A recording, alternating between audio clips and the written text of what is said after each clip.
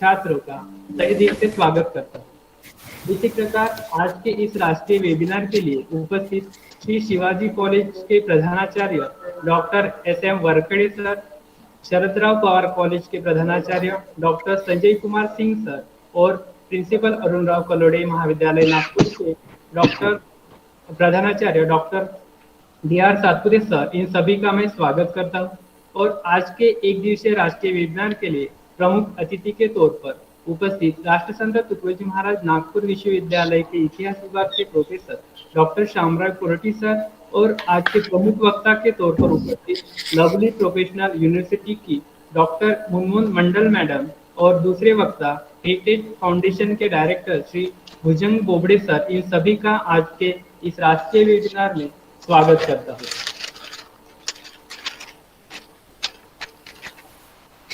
आज के इस राष्ट्रीय वेबिनार का प्रास्ताविक करने के लिए मैं डॉक्टर एस.डी. बेलोलकर सर को अनुरोध करता हूँ कि वे आज के इस कार्यक्रम का प्रास्ताविक करें।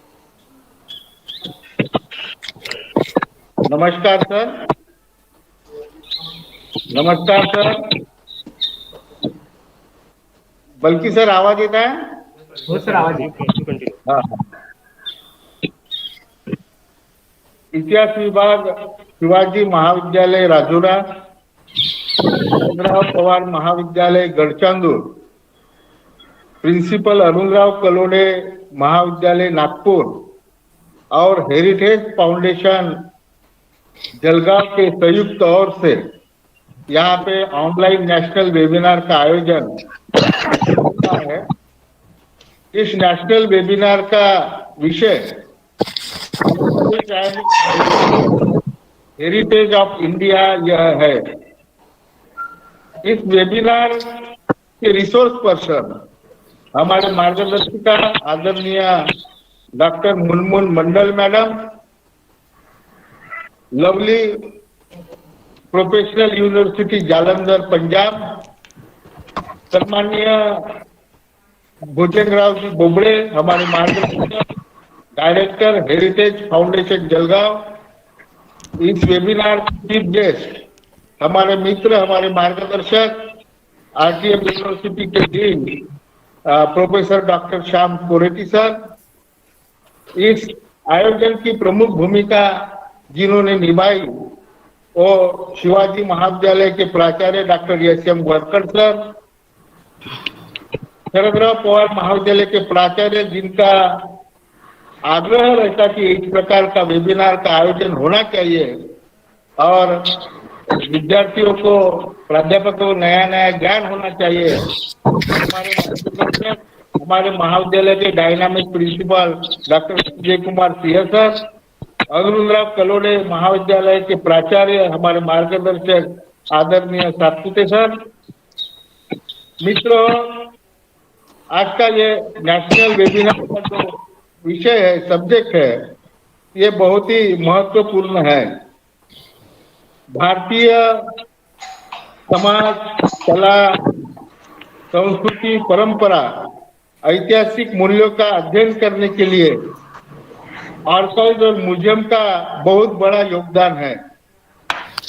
इस वेबिनार के माध्यम से इस योगदान के बारे में तो चर्चा होने वाली है और भारत में इस आर्काइव म्यूजियम की शुरुआत कब हुई, कैसे हुई, आज उनकी परिस्थिति क्या है, कोविड-19 पेंडेमिक में उन्होंने कैसे काम किया, कैसे ये वर्क अपना चलाया और यहाँ जो तथ्य है, ऐतिहासिक जो मूल्य है, जो जानकारी है, वो आने वाली पीढ़ी के तरफ पहुंचना चाहिए। उन पीढ़ियों को भी मालूम होना चाहिए इतिहास के बारे में, ऐतिहासिक मूल्य के बारे में, अपनी परंपरा के बारे में भी जानकारी होना चाहिए। ऐसा महत्व ये विषय का आज का वेबिनार का है। इस विषय का अध्ययन जो हमारे इतिहास के छात्राएं करते हैं उनको प्रेरणा मिलती है, उनको ज्ञान होता है, अपने पूर्वजों की गौरवशाली परंपरा और संस्कृति ज्ञात होती है। हम सभी ये साल आजादी का अमृत महोत्सव पूरे भारत में मना रहे हैं। इस अवसर पर ये आर्काइव के ऊपर, आर्काइव और म्यूजियम के ऊपर जो वेबिनार आयोजित किया है उसका महत्वपूर्ण योगदान रहने वाला है।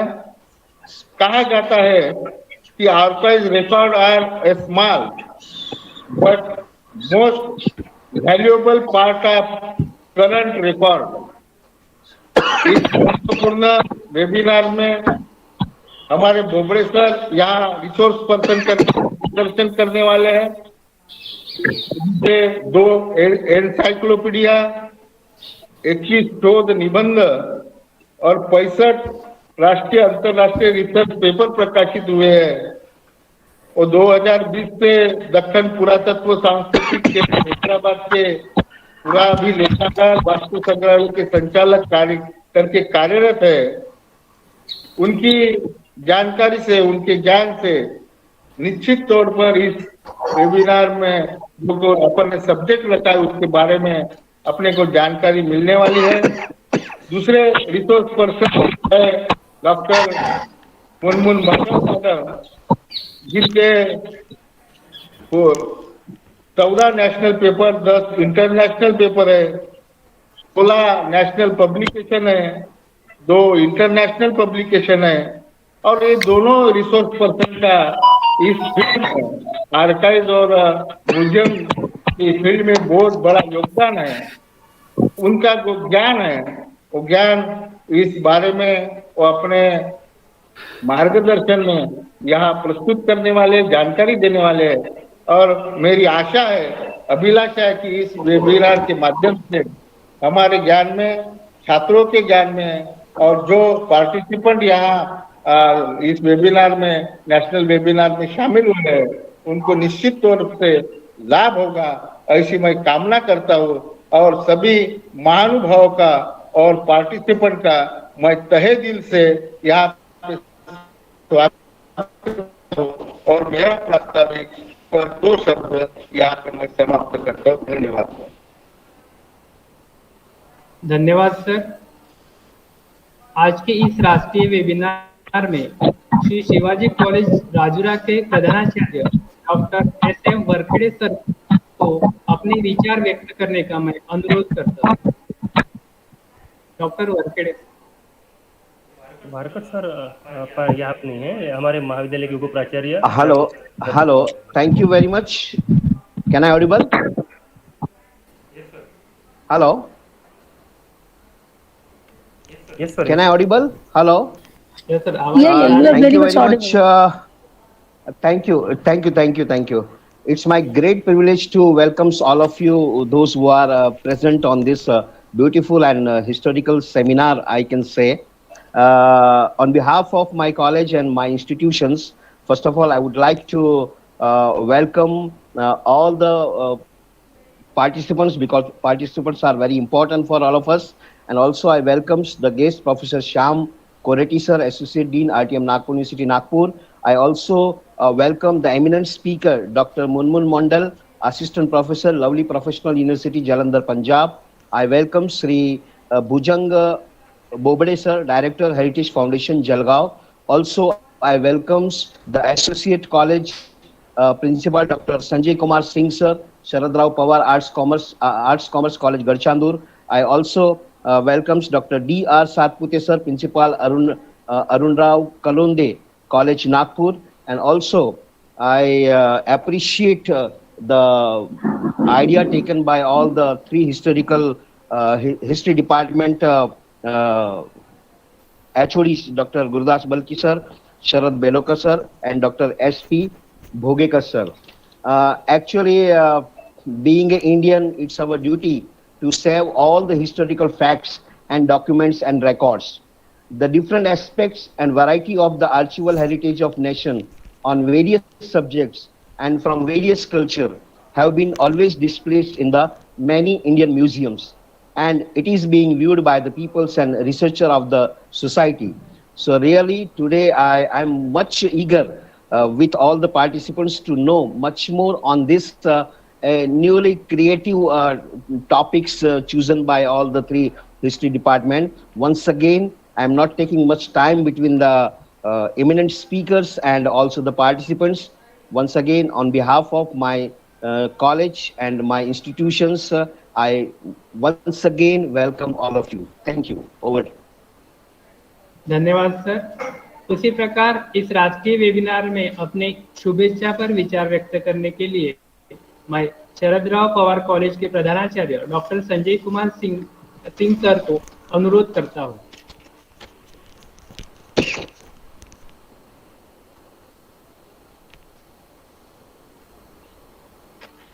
Please unmute yourself, sir. You are muted. Please unmute. मेरी आवाज आप तक पहुंच रही है सर? हाँ सर, आवाज आ रही है। Please mute करें। Thank you, sir. A very good morning to all of you. Honorable Chief Guest and eminent scholar Professor Shyam Pureti, sir, Associate Dean Faculty of Humanity, Archival, Nagpur University, Nagpur, learned resource person Dr. Munmun Mandal, Madam of LP University, Jalandhar, and Sri Bhujang Bobre, sir, Director of Heritage Foundation, Hyderabad, organizer of the seminar, Dr. S.F. Worker, sir, Principal of Shivaji College, Rajura, Dr. T.R. Pute, sir, Principal Arurao Kalode College, Nagpur, all the participants across the country who are the eagerly taking part in this seminar. At the outset, I would like to appreciate the initiative taken by the head of the Department of History, Sri G.D. Balki, sir, of Sri Shivaji Arts and Commerce College, Rajura, Dr. S.B. Belorkar, sir, Sharadrao Arts and Commerce College, Gadchandur, and Dr. S.P. Bhogekar, sir, Principal Anurag Kalode College, Nagpur, and Heritage Foundation for organizing this seminar to throw light on importance of archive and museum as the indicators of the historical and cultural heritage, and also to discuss the issue relating to their effective maintenance and management. Archive and museum play two important roles in throwing light in our historical heritage. They provide wide information about ethics, culture, and other important aspects of the country, and serve as a great sources of improvement of human knowledge. With the help of them, we can understand our past and also gain knowledge on society. Have been developed from time to time. The understanding provides a direction of further development. Also, hence there is greater need to protect and preserve them. The material, the museum use collect the reflect to human spirit as well as progress of a society and nation. Letters, diary, collection of coins, and manuscripts of ancient origins, and the recorded the documents of the long the practicing human route and activity, objective and monument and museum, and also the describe the story of the past. The museum and I refuse both collection preserved and make the accessible materials of research. Museum and receive similar technology needs. Nowadays, both use computer of catalog, track and indicate method. The museum and archives used to the database program. The most talked about topic in the museum world is the creations of virtual museum.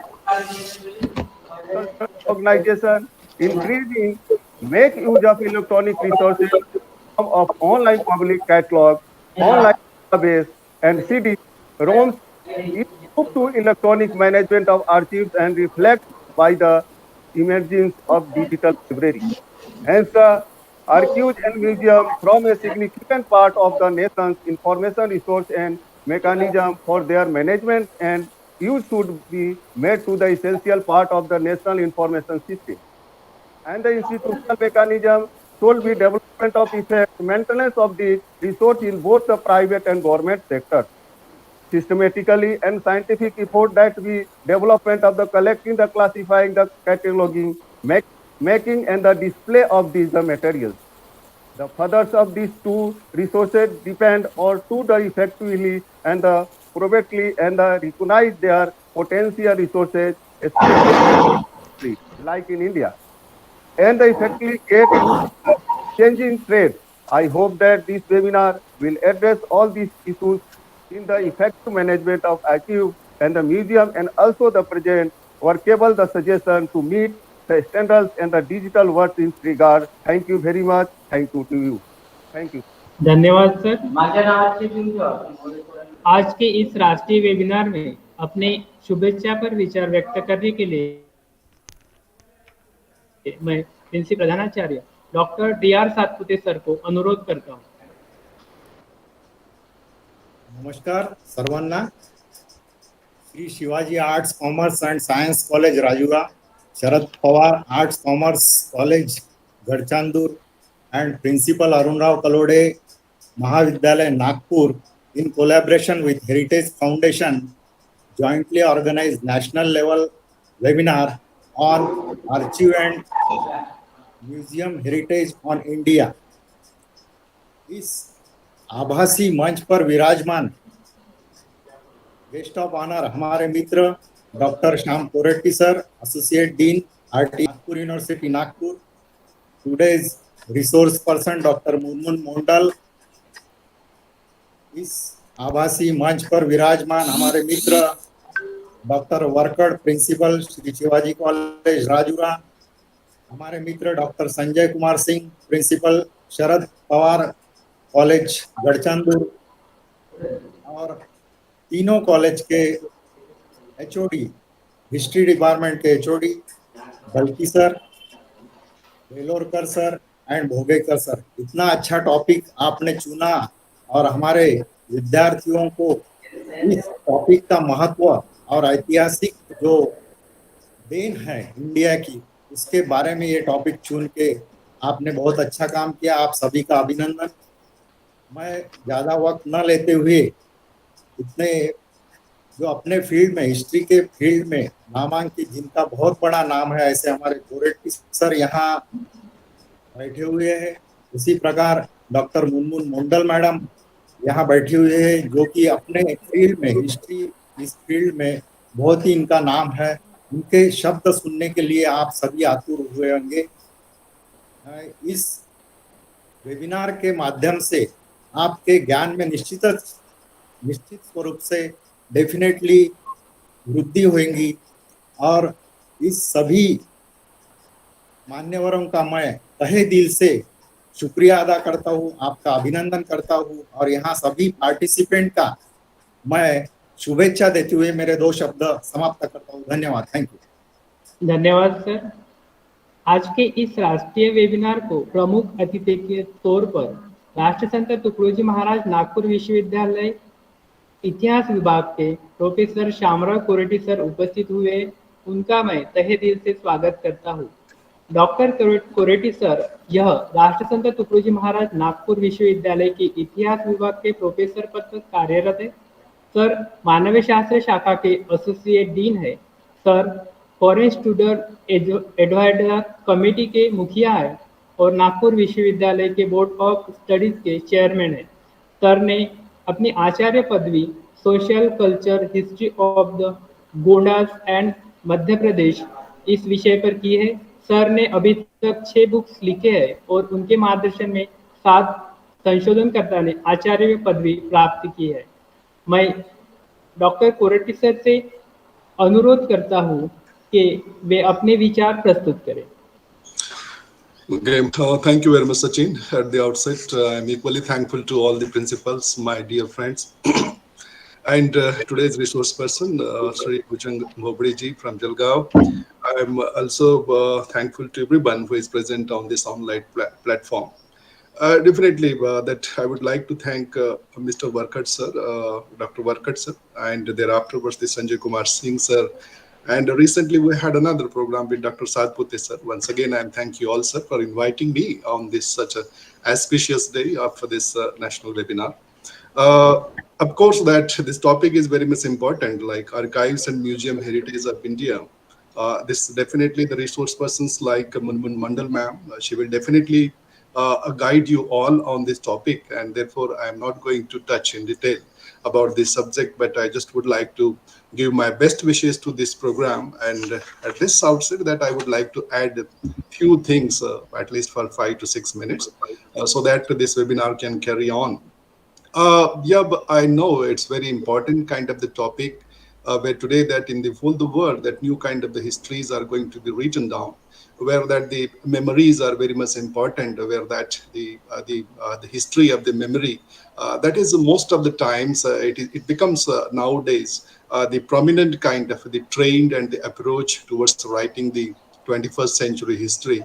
And therefore that these kind of the memories are preserved and documented into the archives and the museums. And therefore that this kind of the trend is not new to the Indian people, although that the Rajas and Maharajas and the Nawabs of the India used to keep their own kind of the private kind of the museums earlier.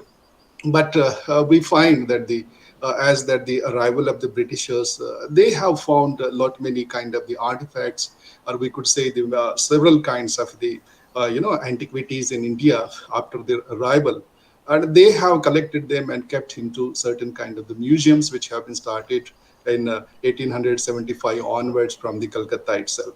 And that is how that these kind of the that the this kind of the museums become important kind of the treasury, the knowledge treasury, or we could say the preservers and the holders of the different kind of the knowledge, which was very much important at that time.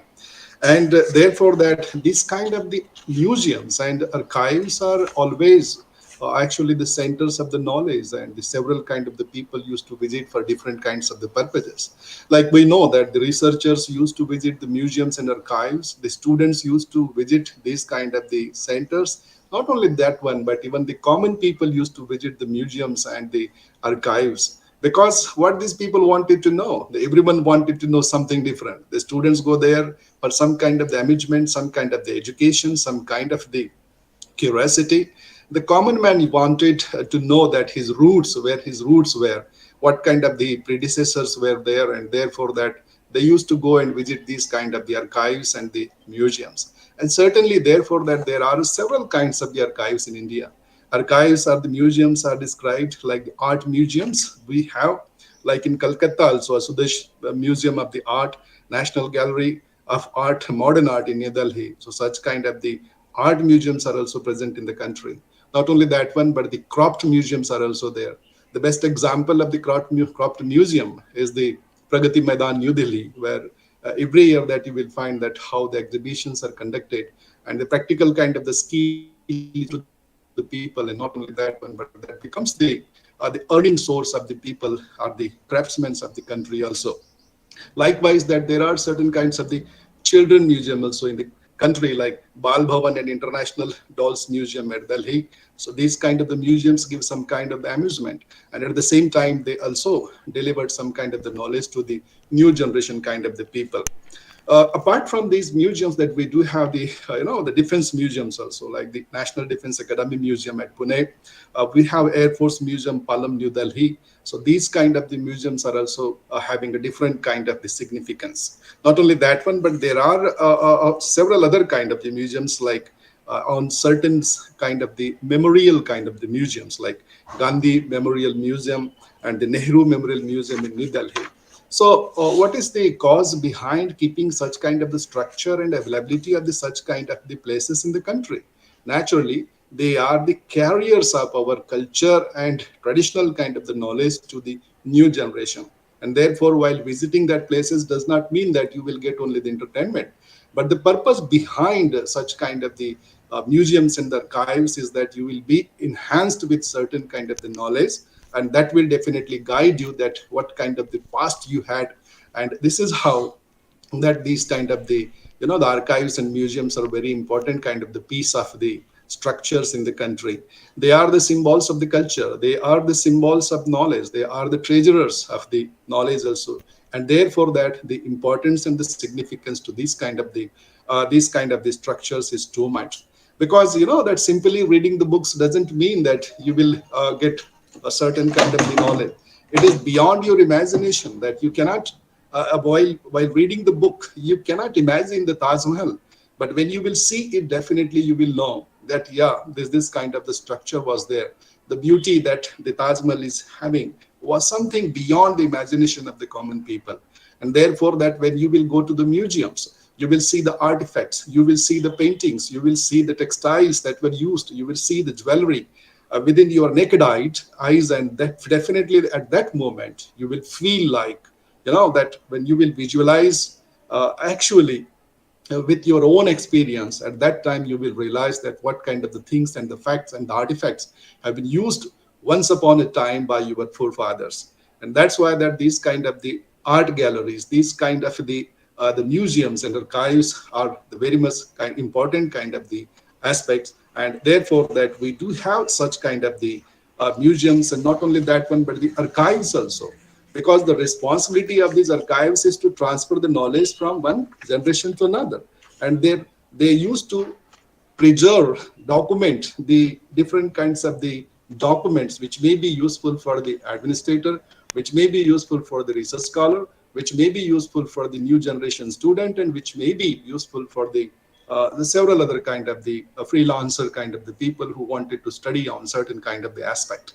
And therefore that this topic, which was very nicely chosen by the organizers, I appreciate the Dr. Sachin Bogekar's idea and the idea of the Gurudas Balke, and I congratulate them that definitely that these kind of the topics will add beauty to the today's webinar. I also would like to equally add some other kind of the museums. We do have the film museums also. We must not confine ourselves with some kind of the museums what we imagine only, but we do have the film museums, we do have the other kind of the digital museums nowadays. And not only that one, but the most beautiful thing about these museums is that we do have the tribal museums. And therefore that in several parts of the countries, like the tribal museum in Bhopal, tribal museum in Raipur, Birsa Munda museum in Ranchi, these kind of the museums are also equally important for percolating the knowledge, tribal knowledge to the current kind of the population. And therefore that these kind of the that museums and archives should be kept into the itinerary of the visitors also, because these kind of the museums and archives, they will definitely fetch the foreign visitors to their places. And with that kind of the change and with that kind of the policy, that will definitely improve our own economy also, because with that wherever you used to visit, that definitely you would like to have some kind of the souvenir with you. And for that purpose, that the economy will definitely grow. And we must add these kind of the archives and museums into the itinerary of the tourism also, so that these kind of the tourism will equally attract the foreigners, not only the foreigners, but the indigenous kind of the visitors also. And therefore that I know the importance of the topic. And not only this one, but in the forthcoming times, I just would like to suggest to the scholars of the Gondwana University, who are largely joined today with this program, that in history that we need to inculcate the heritage kind of the thing also. Because if we will not add that kind of the heritage subject into the history subject, definitely we are doing injustice to the new generation. And therefore that antiquities is also another kind of the point. The antiquities that has to be included into this. And therefore that all these kind of the aspects are actually very beautiful and they were very nice kind of the culture showing kind of the pieces. We must be thankful to our forefathers, because they have left with prosperous kind of the legacy for us. And therefore that we are proud to be the Indians. And for we are also proud towards our forefathers are the precedent kind of the generation. And therefore that I am equally thankful to all of you once again for your patient hearing. And I would like to take your leave, because I do have another kind of the meeting. And definitely once again I'm really thankful to everyone present here today. Thank you very much.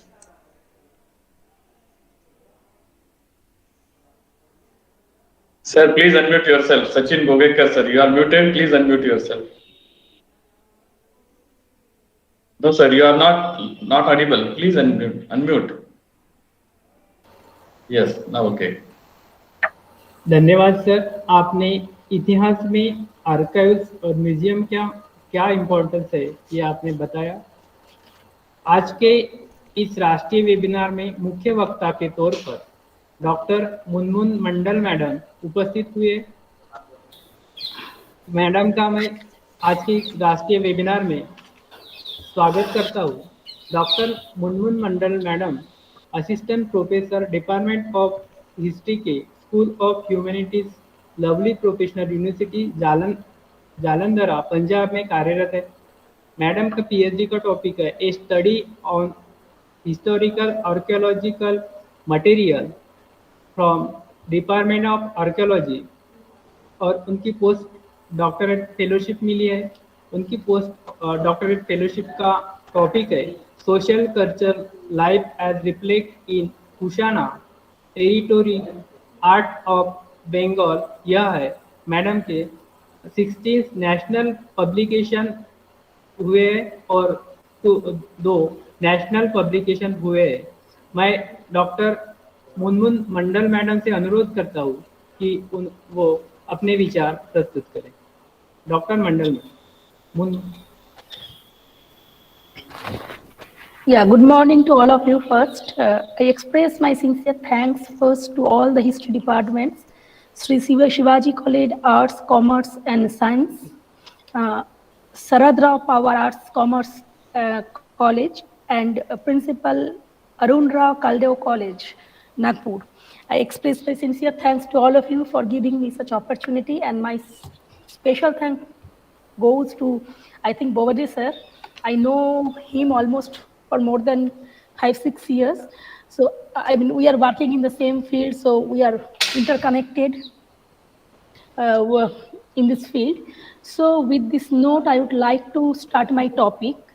And as I have been told to highlight on the museums of India, I will start with the starting journey of museum. What is museum? What kind of museum we are having?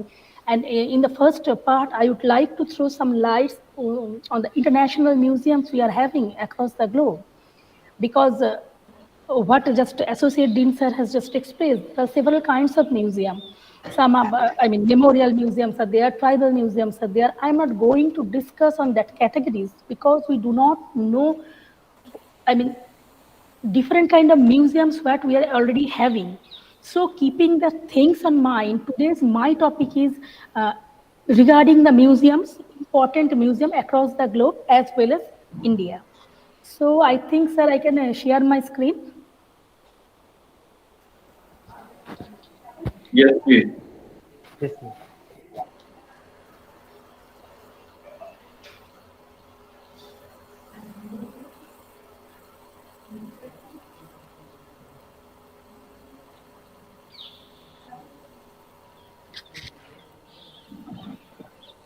Please make her host.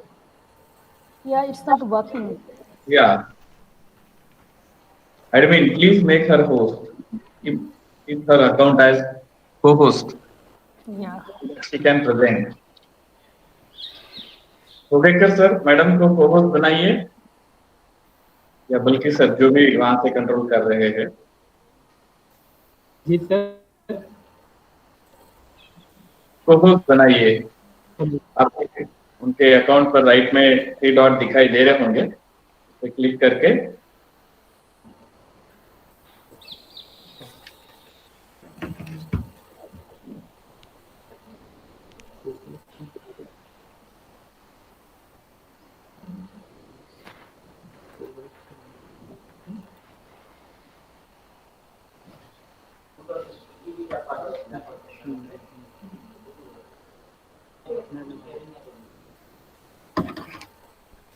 नीचे जहां पर सभी लोगों का present दिखाई देता है उसके ऊपर क्लिक करें और फिर उनके मैडम के नाम के बाजू में जो 3 डॉट आते हैं उसके ऊपर क्लिक करके तो वहां मैसेज दिखाई देगा मेक एज को-होस्ट।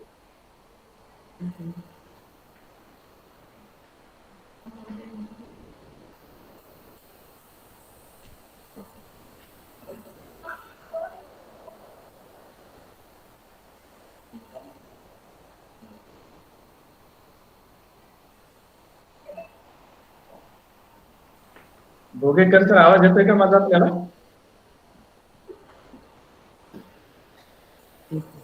मैम आप कर सकते हैं, आप प्रेजेंट नाउ पे क्लिक कर योर एंटायर स्क्रीन कर दीजिए, हो जाएगा। हाँ, अभी आपके स्क्रीन पर जो एरो दिख रहा है उसके ऊपर क्लिक कीजिए madam. No, but it's not working. Yes, it is working here. Yes ma'am, your entire screen, present enter your entire screen. Click on your entire screen. Yes ma'am, working. Now it's शुरू हो visible. गया। Yes. अभी presenting शुरू हो गया ma'am. Please click on PPT. My Yes, your screen is visible. okay, Yes. okay, it's Yes, visible. ma'am. Okay. Click So on print. my basic topic is today Museum of the World, definitely including Indian subcontinent. So first, I will like to start what is museum. The concept of museum is not very clear to us. So, and how it started its journey, how the museum concept came into the mind of the human being.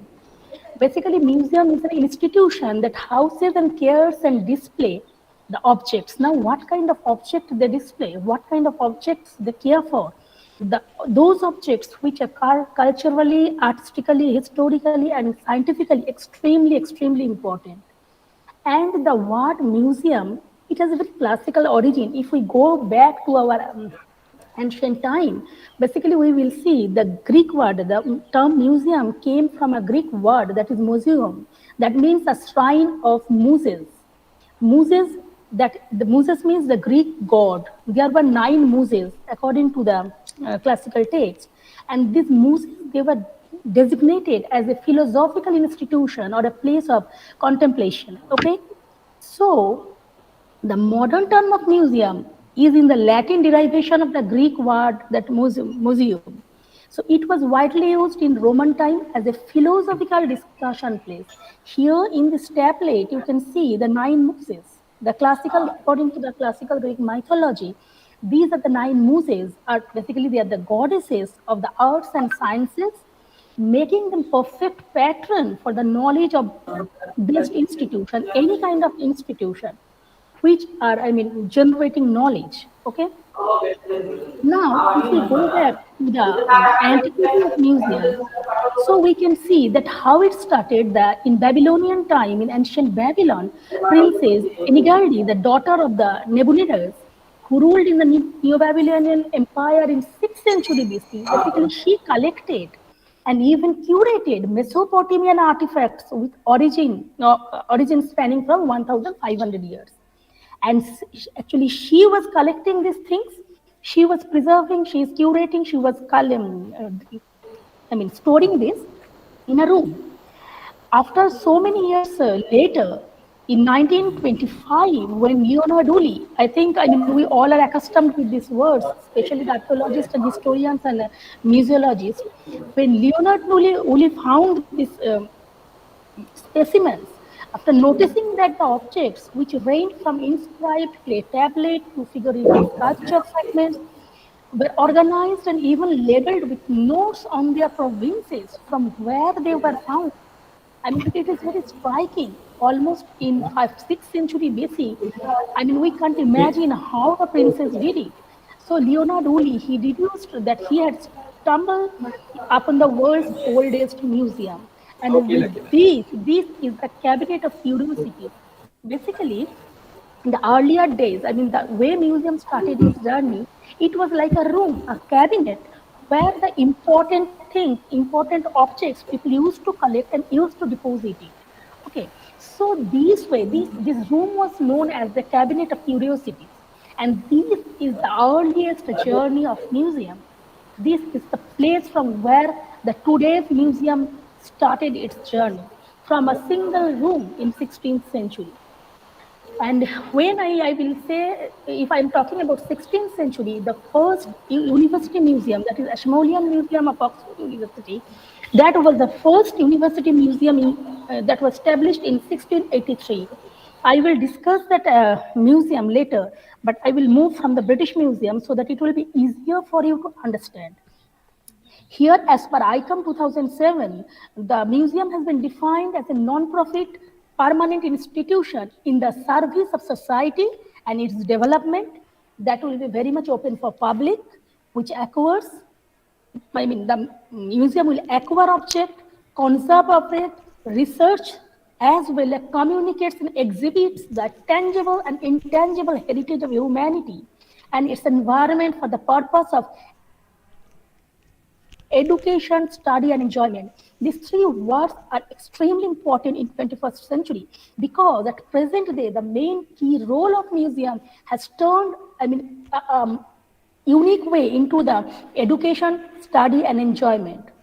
The Dean sir already mentioned, in the previous lecture, that museum is not only the place of enjoyment, it is the most important place of education. Okay, and in that terms, museum is a storehouse of definitely antiquities. It can be open air, it can be virtual, it can be in-house. And the more important task of museum, it cares, it conserves, and it display objects. And the most basic work of museum is probably it works for the society. It is not any personal kind of thing. Everything in museum, it is for the society development and the add to the cultural value. So with this very introductory thing, I will move to the museums. Here I have given the world map. I think it is visible to all of you. They are at the location of the important museum. Again and again, I am just trying to focus that here I am going to discuss on the important, very specific museums. Here, top 20 museums across the globe by visitors. First, I will start from the British Museum, London. British Museum, London, it is having a very unique story. It is located in the Bloomsbury area of London, and it is a public institution dedicated to the human history, art, and culture. But how it started its journey? Basically, it was established in 1753, largely based on the collection of the Irish physician and scientist Sir John Sloane. And it opened for public almost after 4 or 5 years in 1759 in the site of the current building, British Museum. It is, I don't have to say that British Museum is having that kind of collection that is, we can't cover the museum probably in 2 or 3 days. And its expansion over the following 250 years was largely a result of the expanding British colonialization has resulted in the creation of the several branch institutions, and the first was the National History Museum in 1881.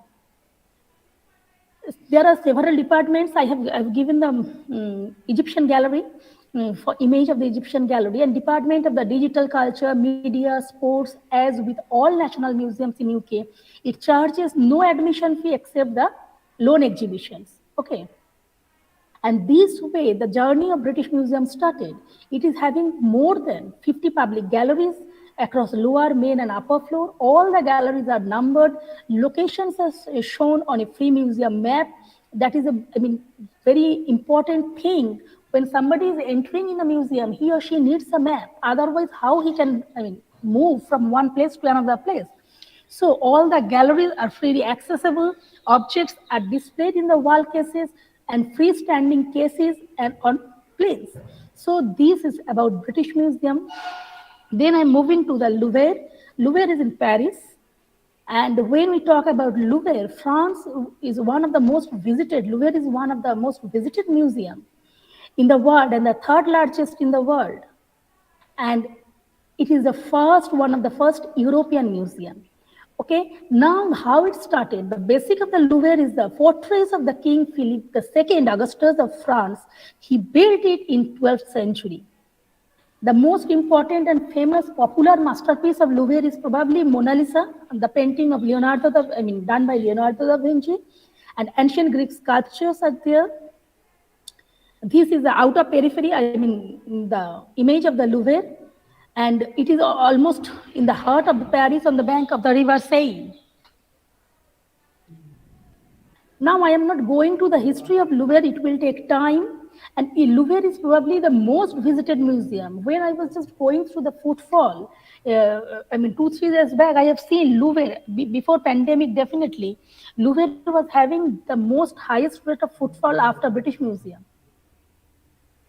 And Louvre exhibits are divided into 8 collections: ancient East, ancient Egypt, Greek, Islamic, sculptures, decorative arts, print, drawing, and all these things. Okay, this is the Mona Lisa painting. I think we are not going to talk about Mona Lisa. Just a minute.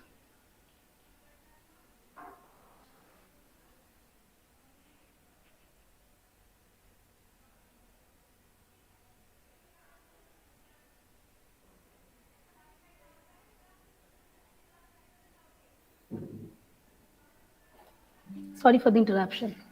So the basic,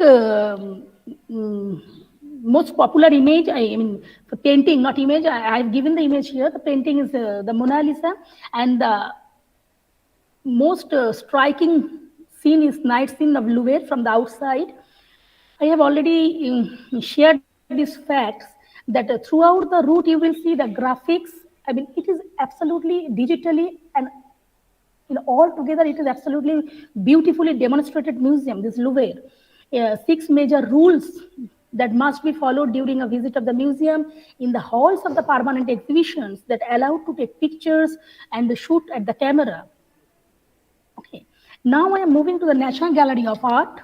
National Gallery of Art that is in Washington, D.C., in the Museum of Art located in the National Mall in Washington, D.C. And this gallery assembled one of the best museum collection in the world, including the works of the art of European and American artists, mainly emphasizing on the paintings, graphics, sculptures, watercolors, photographs, and all these things. Then I will move to the Metropolitan Museum of Art. I think it is a much talked museum in USA. It is in New York City, I mean proper New York City, and the largest art museum in the Western Hemisphere. Metropolitan Museum of Art, generally we call it MET, M-E-T. It is the basic funda, most of the people do not know about the thing. A MET is basically an art museum, okay, having more than 2 million works and dividing among the 17 curatorial departments. And here this museum is famous is for renowned paintings, collection of the renowned paintings, but it houses much more, including some items that is very, very crucial: porcelain, musical instruments, historical artifacts, costume, and arms and armors. I'm not going to discuss much about the Metropolitan Museum of Art because I think you will get more information in the Google, in the Wikipedia. So I'm just going through the images. This is the art painting gallery, and this is the Egyptian gallery. Now I am moving to the Victoria and Albert Museum, London. It is located in the southern part, and it is having Victoria Albert Museum. It names after the Queen Victoria and Prince Albert. And this museum was founded with a mission. When I'm talking about the Met, it is an art museum, but when I'm talking about the Victoria Albert, it is absolutely a design museum. Okay. The purpose, the mission to establish the Victorian Art Museum was to educate designers, manufacturers, and public in art and design.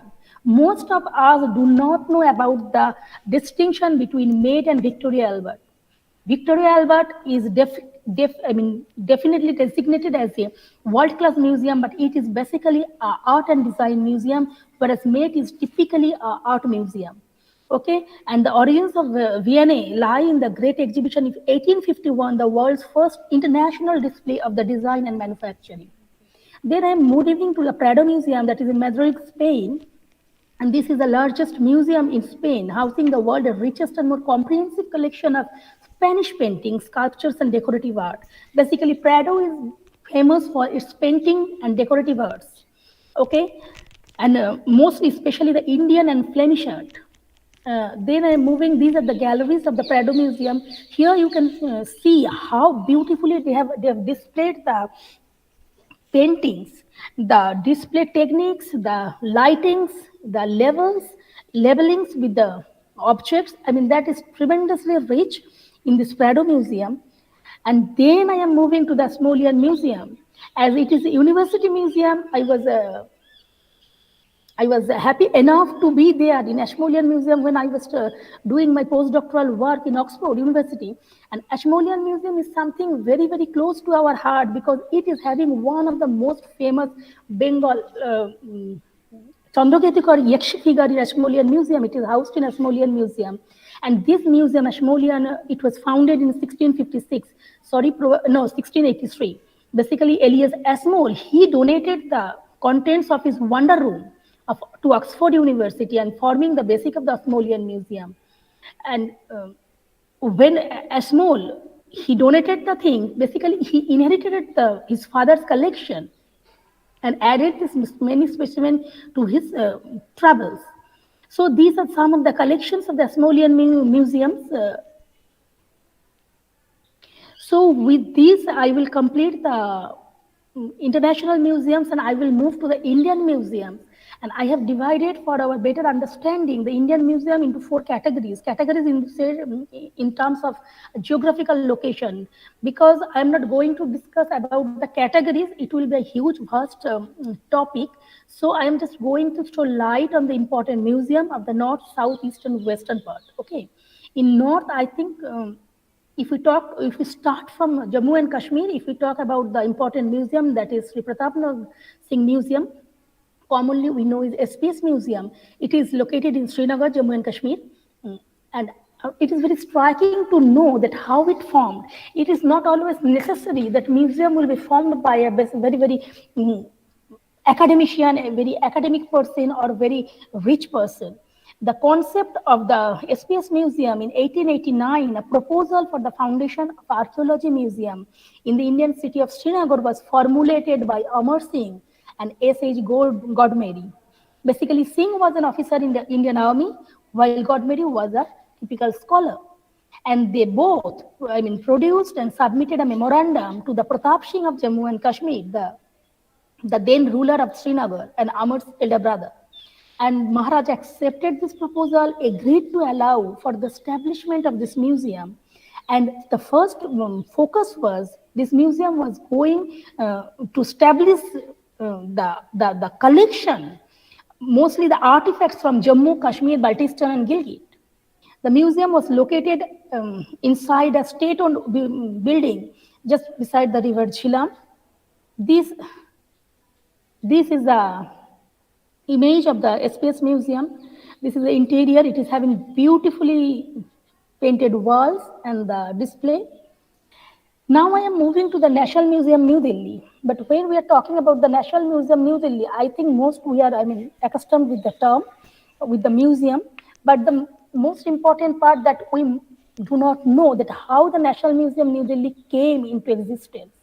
Basically, during the 1947-48, after the independence, exhibition of Indian art was consisting of selected artifacts from various museums of India, sponsored by the Royal Academy of London with the cooperation of the Government of India and Britain, was on display in the winter months in the Burlington House, London. When this material came back in India, the objects came back in India, it was kept in the Rashtrapati Bhavan State Room. And there was no such space. That is why in 1949, it has been decided to set up a museum. And this is the process how National Museum New Delhi came into existence. This is the present building, though the Vista project is going on and probably museum is going to shift. I'm not going to talk on these things. But this is, till now, this is the present location of National Museum. A National Museum, as I have mentioned, museum is also a part of a education system. This National Museum New Delhi, it is having several branches. Branches in the sense, departments like history of arts, conservation, and museology, which was added as a different section in 1983. Since 1989, this section runs different courses like history of arts, conservation, museology for masters and doctoral degrees. Okay, the National Museum New Delhi covers almost departments like archaeology, decorative arts, jewelry, painting, manuscript, textiles, epigraphy, as well as Central Asian antiquities, pre-Columbian American and Western collection. So this is an unparalleled blend of the glorious past. Okay, this is a bronze gallery of the National Museum in New Delhi. You can, you can see how they have displayed with proper lights, level, as well as sequence. This is the miniature painting gallery. This is the entrance. They are having free guided tour also. Now I am moving to the Akshardham temple, New Delhi. Akshardham is, I think, the most religious sentiment we are having, at present in Delhi. The exhibitions are displayed in 3 gallery halls, large halls, each with a very unique display style. And the most important thing of Akshardham Museum is it is not only a source of information, education, inspiration. They are a fourfold combination. One is art, science, culture, and spirituality. Okay, so artistically mesmerizing, scientifically stunning, and culturally moving, this museum adds a feather to our museum field. Now I am moving to the National Rail Museum, New Delhi. This is located in the vicinity of Chanakapuri, New Delhi. The Rail Museum aims to preserve the 163 years of old railway heritage in India, because we know that basically railway was introduced by the Europeans, Britishers. And Rail Museum is preserving that culture. Popularly known as the Indian Railway Museum, the museum spread over more than 10 acres of land and houses some fabulous railway memorabilia. It was established basically in 1977. The Rail Museum possesses a very good collection, and the few dummy specimen also offer right to both adults and kids. This is just outer part of the Railway National Rail Museum. Now I am moving to the National Gallery of Modern Art, that we call generally as NGMA. It is basically a very premier institution art gallery under the Ministry of Culture, and the main museum at Jaipur House in New Delhi was established in 1954 by Government of India, and its subsequent branches are in Mumbai and Bangalore. Still, they are very much operative, and its collection more than 1,700 works. The most interesting fact that it is having some of the very incredible paintings of Thomas Daniel, Raja Ravi Verma, Abhindranath Tagore, Gaganendranath Tagore, Nandalal Bose, Jamini Ray, and Amrita Shergill. And the NGMA, it is having 1,200 square meters of exhibition space in Delhi branch, and that is one of the world's largest modern art museum, NGMA. Okay, now I am moving. This is the outer image of the National Gallery of Modern Art. This is a very beautiful installation. Now I am moving to the National Gandhi Museum. It is a memorial museum located in New Delhi. The museum first opened in Mumbai, and shortly after Gandhi was assassinated in 1948. But after that, museum relocated several times before moving to Rajghat in 1961. Mahatma Gandhi was assassinated in 30th January 1948, and shortly after his day, collectors began searching India for anything importance about Gandhi. So originally the personal items, newspaper, books, these objects are there, housed in Gandhi Museum. The museum officially opened in 1961 on the 30th anniversary of Mahatma Gandhi's assassination, when Dr. Rajendra Prasad, the then President of India, formally opened this museum in new location. This is the inside image of the Gandhi Museum. Now I am moving to the National Science Museum. It was established in 1992 as a science museum in New Delhi. It is, I think, one of the most famous science museum in India. It stands very close to gate number 1 from Pragati Maidan, overlooking the Purana Kella, and that is why it is attracting a huge scale of visitors. This is the image. Then I'm moving to the Shankar International Doll Museum, because it is very much related to the children, and we are really do not have this kind of children's museum. International Doll Museum is a large collection of dolls which was set by the Sankar Pillai, by K. Sankar Pillai, a political cartoonist. And this collection of dolls are classified into two parts. One part that is consisted of dolls collected from the Western countries such as UK, USA, Australia, New Zealand, Commonwealth. And the other part was Asian countries, Middle East, Africa, and India. Okay. 150 types of Indian customs doll created at the workshop of the museum. This is the doll museum outer image. This is how the display has been taken place. Now I am moving to the Allahabad Museum, UP. Allahabad Museum is a national level museum in Prayagganj. It was established in 1931, and the most important thing what I remember, that is the car is there that was carrying the body, assassinated body, and the ashes basically, Mahatma Gandhi. Okay, moreover, it is a premier research center for archaeologists, historians, academicians, and carries out extensive research activities and publications in archaeology, art, and literature. The Allahabad Museum has a very rich and diversified collection of the antiquities, paintings, sculptures, coins, ceramics, and prints. Personally, a collection, paintings to Gandhi, Nehru, and literally personalities of Allahabad like Sumitra Nandan Pant, Suryakanta Tripathi, that has been housed there. And Nicholas wrote it, this painting that is 19 very exclusive canvas paintings are there. This is the Nehru Gallery. This is Chandrasekhar Azar's pistol that has been housed there beautifully. And with this, I am moving back to the Eastern India. When we are going to talk about Eastern India, I think probably we have to first talk about the Indian Museum, Kolkata, because it is the largest museum in Southeast Asia. It originated from the Asiatic Society, Kolkata in 1814, and Dr. Nathaniel Wallich, a botanist, was the first secretary curator of the museum. The Board of Trustees that was formed in 1866, and the entire collection of the Asiatic Society was transferred to the Board of Trustees. That is how the Indian Museum came into existence. And when it opened, the Indian Museum, initially it was having the 5 galleries. One was Archaeological Gallery, Botanical Gallery, Egyptian Gallery, Zoological Gallery, and Geological Gallery. Okay? And Alexander Cunningham excavated the site Bharut in 1873, and the Bharut railing is still there. It was basically transported some parts of the Bharut railing in Indian Museum. There is a Bharut Gallery. The moment you enter the Indian Museum, on the right-hand side, Bharut Gallery is there. It is having an incredible collection of the Bharut railing pillar. The archaeological collection continued to expand during 1830s when James Prince was the secretary of the Asiatic Society. Okay, and with this, the collection grows in size. Indian Museum, it is having the mummies. It is having the Egyptian gallery. It is in display. It is having 1 mummy at present, and it is one of the very, very exclusive collection of Indian Museum. Recently, in 2014, its bicentennial anniversary was there. They have celebrated in Indian Museum, Kolkata, and this is the Natural History Gallery, newly renovated.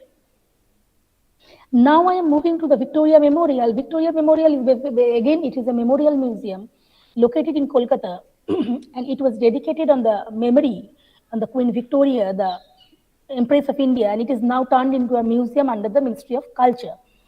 It is having more than 25 galleries, Royal Gallery mostly, National Leaders, galleries, a Portrait Gallery, Central Hall, Sculpture Gallery, Armors Gallery, and Calcutta Gallery. The Victoria Memorial has the largest single collection of the works of the Thomas Daniel and his nephew William Daniel. Okay, and with this, it is having some rare collections of William Shakespeare, illustrated works of William Shakespeare, Arabian Nights, and so on. This is the outer image of the Victoria Memorial. This is the painting gallery. Now I am moving to the Ashutosh Museum of Indian Art, Kolkata. It is again, I think after Ashmolean Museum, the most important museum that, I am very much attracted with, that is Ashutosh Museum of Indian Art in University of Calcutta. This is the first university museum in India, Ashutosh Museum of Indian Art, whereas Ashmolean is the first university museum in the world. Ashutosh Museum of Indian Art was established in 1937, and the basic collection was excavated material. It opened only with 5 exhibits, and now it is having more than 50,000 exhibits. Okay, this gallery is reopened for the public in 1945, and mostly the excavated materials of the Eastern India, like Paharpur, and that is now in Bangladesh, Bangar is in West Bengal, Chandrapur that is in West Bengal. All the excavated materials have been housed there in National Ashutosh Museum of Indian Art. In Sikkim, if we move to the eastern part again, there is the Namgyal Institute of Tibetology Museum. It is in Sikkim. That was the museum was laid by the 14th Dalai Lama in 1957. Okay, and in 1958, Pandit Jawaharlal Nehru, the then Prime Minister of India, inaugurated this museum. The museum, located on the ground floor of the institute, contains a very rare collection of the ritual objects, traditional objects, thankas, mainly thanka paintings of Chinese lectures, Tibetans, and antiquity, ancient manuscripts. Okay, this is the museum. This is the inside of the museum.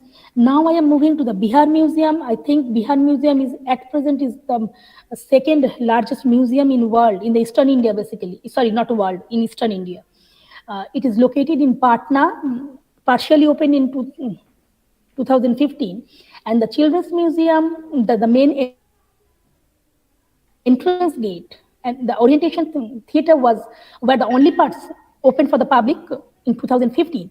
It opened, the remaining galleries basically opened for public in 2017. It was planned as a history museum for the state of Bihar and began construction in the Belly Road, Patna in 2013. It has invested more than 500 crores. Bihar Museum is having several galleries like Orientation Gallery, Children Gallery, Regional Gallery, Contemporary Gallery, and Bihari Diaspora Gallery. And it exhibits different subjects that displayed in different galleries. This is the image of Bihar Museum. This is the Children Gallery of Bihar Museum. Now I am moving to the Western India.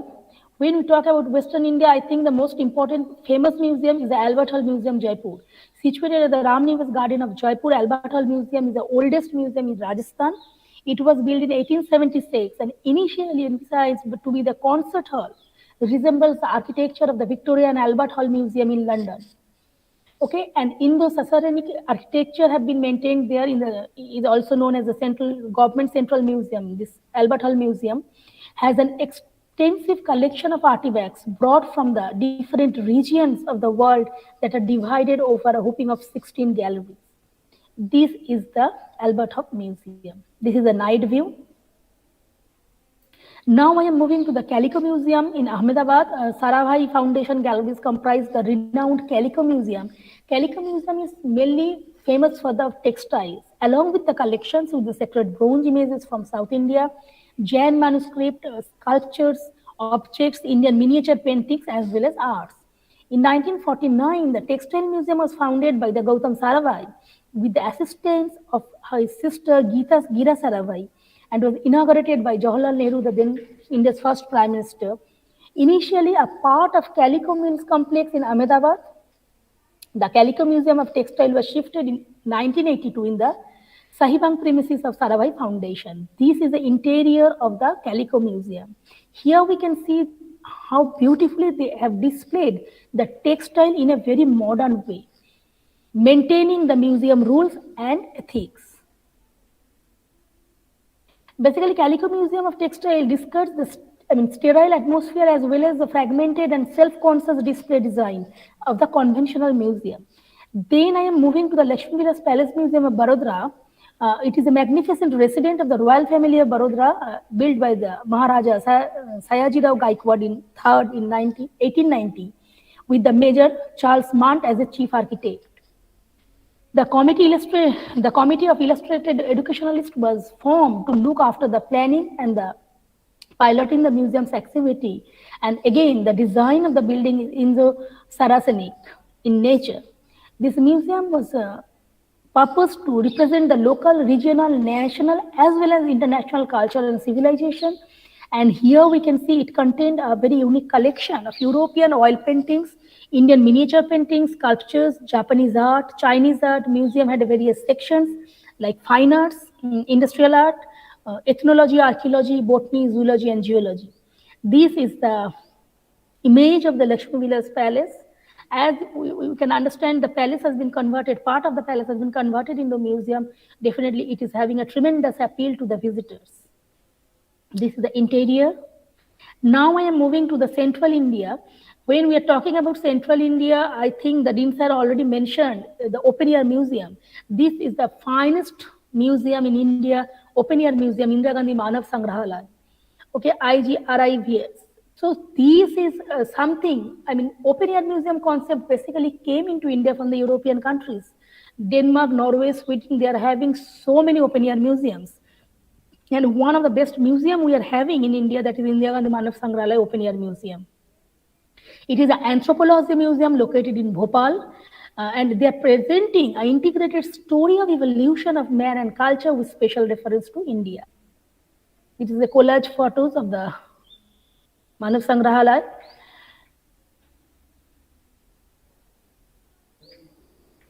Now I am moving to the Central Museum Indore. The Central Museum Indore was established as an institution of education department named Nararatna Mandir in 1923 by the Holkar state. And the main objectives of the institution was to collect photos and documents in the initial phase. But in 1975, coin galleries, antiquity galleries were formed in this museum, named Devi Ahalla Mudra Vithi. This is this is a Baraha image. This is a very beautiful collection of Indore Museum. We can see the Baraha avatars of Vishnu depicted here. The Varaha avatars of Vishnu, 10 incarnation of Vishnu that have been depicted. This is some of the very beautiful sculptures of Vishnu that is lying in the central courtyard. Now I am moving to the southern India. If we are talking about southern India, I think the most important museum we will talk about Chhatrapati Shivaji Vastu Sangrahalaya. In 1914, the building that stands with such pride and dignity was completed and then was used by a military as a hospital and for the children's welfare exhibitions. For a long time, people had felt that need for a good museum in the city, and finally, in 1922, basically, Chhatrapati Shivaji Vastu Sangrahalaya is going to celebrate. Basically, they are celebrating their 100 years this year in 2022. They established in 1922, and it opened for the public as a museum. Initially, it was known as the Prince of Wales Museum of Western India, but then it changed its name to Chhatrapati Shivaji Maharaj Vastu Sangrahalaya. The primary and major collection were acquired from Ratan Tata Trustee and Ratan Tata Banquet. The archaeological collection that was started by Sir John Marshall and Henry Cousins, formerly known as Prince of Wales Museum. I have already mentioned. Actually, in 1905, it was open to the Prince of Wales Museum, Western India, in memory of the visit of Prince of Wales in 1905, opened for the public in 1922, having more than 70,000. Probably it has grown in size also, and very recently it has been renovated. Okay, and it is having tremendous rich collection of the Harappan sites, Indian miniature paintings, especially European paintings, porcelain and ivories, ivories from China and Japan, as well as natural history section.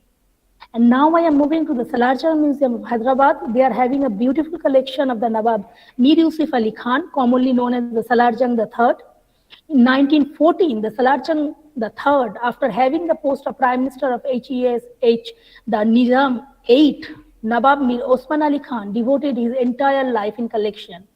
And collection of gems and jewelry, European paintings, clocks are some of the very notable collections of the Salarjung Museum. This is a beautiful marble art gallery. Now I am moving to the Government Museum, Chennai. I think this is when we are talking about the South India, these three museums are incredibly rich in their collection. Government Museum, Chennai, it was established in 1851 in the second largest museum after the Indian Museum, Kolkata.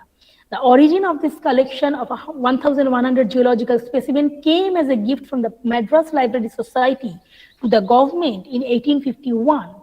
Surgeon Edward Balfour served the museum as an honorary capacity, and afterwards the museum acquired its rich collection of Amaravati sculpture, bronze objects by excavation, gift and donations.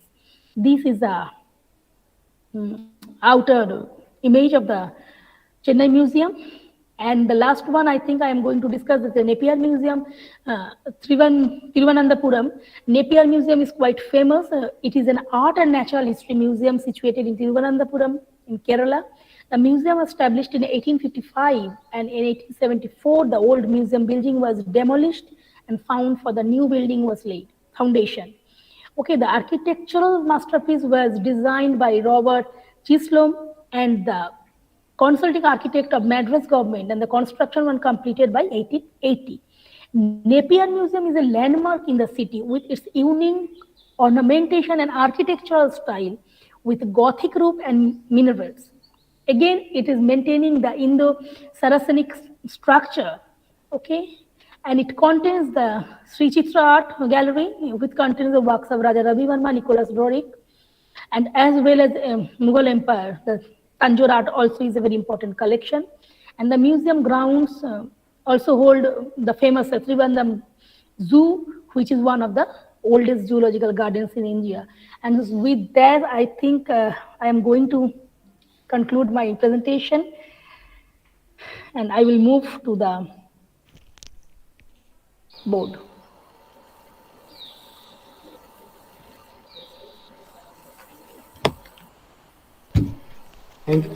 Thank you madam.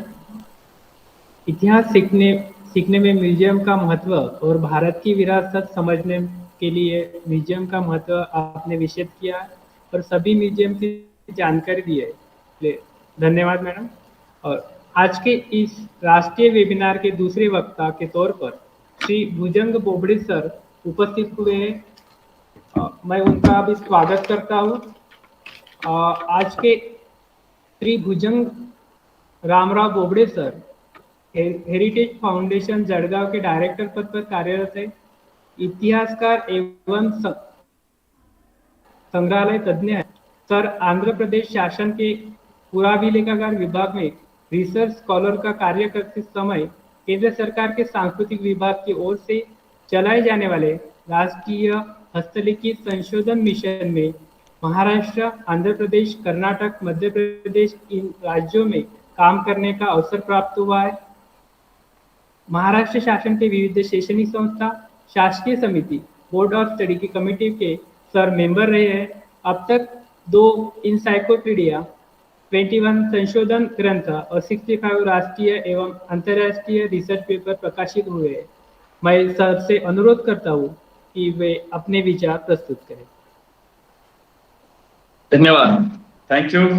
मैं सबसे पहले तो यहाँ पर तीनों महाविद्यालय के प्राचार्य और सभी इतिहास विभाग के प्रमुख तथा आदरणीय doctor Shyamrao Koreti sir, university के इतिहास विभाग के प्रमुख, तथा डॉक्टर मुनमुन मंडल जी जो एलपी यूनिवर्सिटी पंजाब से है, मैं उन सभी को धन्यवाद देता हूं। और इस विषय की शुरुआत करने से पहले मैं यहाँ पर ये जरूर कहना चाहूंगा कि म्यूजियम्स के बारे में डॉक्टर मुनमुन मंडल जी ने जिस तरह से जानकारी दी है, अंतरराष्ट्रीय स्तर के संग्रहालय, international level museums and the museums in the India, Bharat के संग्रहालय जो है उसके बारे में उन्होंने बहुत अच्छी जानकारी दी। हम लोगों को देखना यह है कि अंतरराष्ट्रीय स्तर के संग्रहालयों का जो फुटफॉल है, जो लोग विजिट करते हैं हर साल या डेली कितने लोग विजिट करते हैं उसको देखें।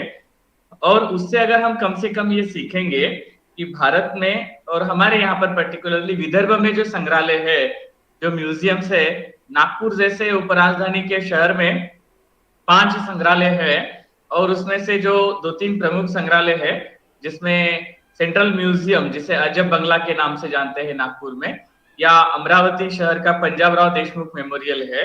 हमारे नागपुर यूनिवर्सिटी में भी सुंदर संग्रहालय है जो हमारा आर्कियोलॉजी डिपार्टमेंट का है, तो यहाँ आईआईसी का। तो मैं ये बात जरूर कहना चाहूंगा कि इस तरह के संग्रहालयों में हमें क्या बदलाव करने चाहिए या क्या अच्छा और हम कर सकते हैं, इसके बारे में हम डॉक्टर मुनमुन मंडल जी का जो प्रेजेंटेशन रहा उससे अगर सीखेंगे तो मुझे ऐसा लगता है अच्छा होगा।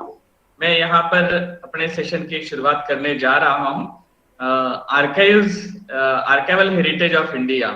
So just a minute. उम्मीद करता हूं कि मेरा प्रेजेंटेशन आपको दिखाई दे रहा होगा। Is it visible? दिखाई दे रहा है? कोई बताएं? Yes, it's visible. Yes, yes, yes. Okay, thank you. So archival heritage of India, सबसे पहले तो हमें ये समझना है कि आर्काइव्स क्या है। कई बार गड़बड़ हो जाती है। आर्काइव्स की 2-3 अलग-अलग डेफिनेशंस करते समय हम पहले तो हमारे दिमाग में जो आता है, आर्काइव्स माने तो जहां पर दस्तावेजों को अच्छी तरह से संभाला है, रिकॉर्ड्स कीपिंग, ऐसा हम उसको वर्ड यूज करते हैं। आप यहाँ पर जो देख रहे हैं एक आर्काइव्स है, ना कि हमारे यहाँ पर जो देखते हैं कि दस्तावेज किसी भी तरह से रखना, dumping ground is not an archives. Please remember, उसका जो क्राइटेरिया है उस हिसाब से हमको रखना है। बट नाउअडेज ये डेफिनेशन को बहुत ज्यादा एक्सटेंड करके हम देख सकते हैं। आपके सामने जो किताब देख रही है, ये सिर्फ एक किताब नहीं है। जैसे हम, हमारा कंप्यूटर है, लैपटॉप है, टच स्क्रीन टेक्नोलॉजी, टैब है, आईपैड है, उसमें भी हम किताबें पढ़ते हैं। तो इसके पीछे क्या है, एक आप ये जो देख रहे हैं बाजू में सारे कपबोर्ड्स है, फाइलें हैं हमारे आर्काइव्स में जो रखी जाती है, और यहाँ पर आप जो है बाइनरी नंबर सिस्टम 01 दिख रहे हैं, इसका मतलब digital archives. Nowadays we are living in digital archives world, यानी किताबों की और दस्तावेजों की दुनिया से अब बहुत आगे आ चुके हैं, जिसको हम डिजिटल आर्काइव्स कहते हैं। और जिस मात्रा में, जिस प्रमाण में ये बढ़ रहा है, वो ट्रेमेंडस इफेक्ट्स है उसके। क्योंकि अभी कुछ दिन पहले एक सर्वे पब्लिश हुआ था, भारतीय लोग हर दिन, युवाओं के तौर पर स्पेशली, लगभग 5 घंटे जो है वो इंटरनेट पर बिताते हैं। इसका मतलब देखिए, करोड़ों लोग, अरबों जो कहेंगे हम, वो इंटरनेट पर बिता रहे, इसका मतलब उतना कंटेंट उसमें है। सो ये जो चेंजेस हुए हैं उसके बारे में हमको सोचना है। एक समय में ग्रीक टर्म में आर्काइव्स का जो मीनिंग था, आर्के meaning among other things majesty, office, government और the government records, इस तरह से उसकी डेफिनेशन की जाती थी। और आर्काइव जो 17th सेंचुरी में इंग्लैंड में यूज किया जाने लगा, और उसके बाद जो है हम यहाँ उसके अलग अलग जो वर्ड्स यूज करते हैं, पर्टिकुलरली इंडिया में जब हम बात करते हैं जनरली रिकॉर्ड्स की बात करते हैं, चाहे वो कोई गवर्नमेंट ऑफिस रहने दीजिए, प्राइवेट ऑफिस रहने दीजिए, उसको हम रिकॉर्ड्स कहते हैं, एंड रिकॉर्ड स्टोरेज रूम्स। और उसके बाद आता है आर्काइव्स एंड आर्काइवल साइंस। तो systematic study of record keeping is what the archival science, उसको हम देखना है। जब दुनिया की बात करते हैं तो आर्काइव्स के इतिहास को जब हम देखते हैं तो लगभग 4th मिलेनियम बीसी और 6th मिलेनियम बीसी तक हम पीछे जा सकते हैं। ये जो एक्सकैवेशन हुआ था अवेला में, तो यहाँ पर जो क्ले टैप्स प्राप्त हुए थे, ये सबसे पुराने आर्काइवल सोर्स माने जाते हैं। यहाँ पर भी आप देख सकते हैं बाबिलियन किंगडम जो है, और ये सबसे ज्यादा मात्रा में हथुत्सा म्यूजियम, रॉयल लाइब्रेरी ऑफ अशुरबनीपाल, जहाँ पर लगभग 30,000 क्ले टैप्स रखे गए हैं अशीरियन एम्पायर के, और ब्रिटिश म्यूजियम, ब्रिटिश लाइब्रेरी के भी कलेक्शन में आप ये देख सकते हैं। So this called as the oldest archival sources. Bharat की जब हम बात करते हैं तो हमारे पास में इंडस सिविलाइजेशन से कुछ सिंबल्स हमें प्राप्त होते हैं, जिसको पूरी तरह से रीड नहीं किया गया, मगर ये हमारे यहाँ का आर्काइवल का सबसे ओल्डेस्ट सोर्स माना जाता है। सो उसके बाद हम यहाँ देखते हैं कि जब हम लोग डेफिनेशन देखते हैं, पर्टिकुलरली आर्काइव डेवलपमेंट की बात करते हैं, तो यूरोपियंस आने के बाद या डच, ब्रिटिश, पोर्तुगीज आने के बाद हमारे देश में आर्काइव्स हुए, ऐसा माना जाता है। But till then we can say that there are the record room, there were the record rooms. हमारे यहाँ पर भी इस तरह से दफ्तर खाना कहते थे मध्ययुगीन काल में, ये यूरोपियंस आने से पहले दफ्तर खाना कहते थे। प्राचीन काल में उसे और अलग अलग नाम थे, जहां पर हम चित्रशालाओं की बात करते हैं, जहां पर पेंटिंग्स रखे जाते थे, या फिर जहां पर पोथीशालाओं की बात की जाती है, नालंदा, तक्षशिला जैसे विक्रमशिला, वल्लभी यूनिवर्सिटी की बात की जाती है। इसका मतलब है कि हमारे देश में भी इस तरह से आर्काइव्स थे, मगर उसके बारे में अध्ययन करने के लिए हमने जो है सिस्टमेटिकली उसका अध्ययन करके उसको हमारे सिलेबस में नहीं लाए, इसलिए उसकी जानकारी जो है ज्यादा से ज्यादा स्टूडेंट्स तक पहुंची नहीं है।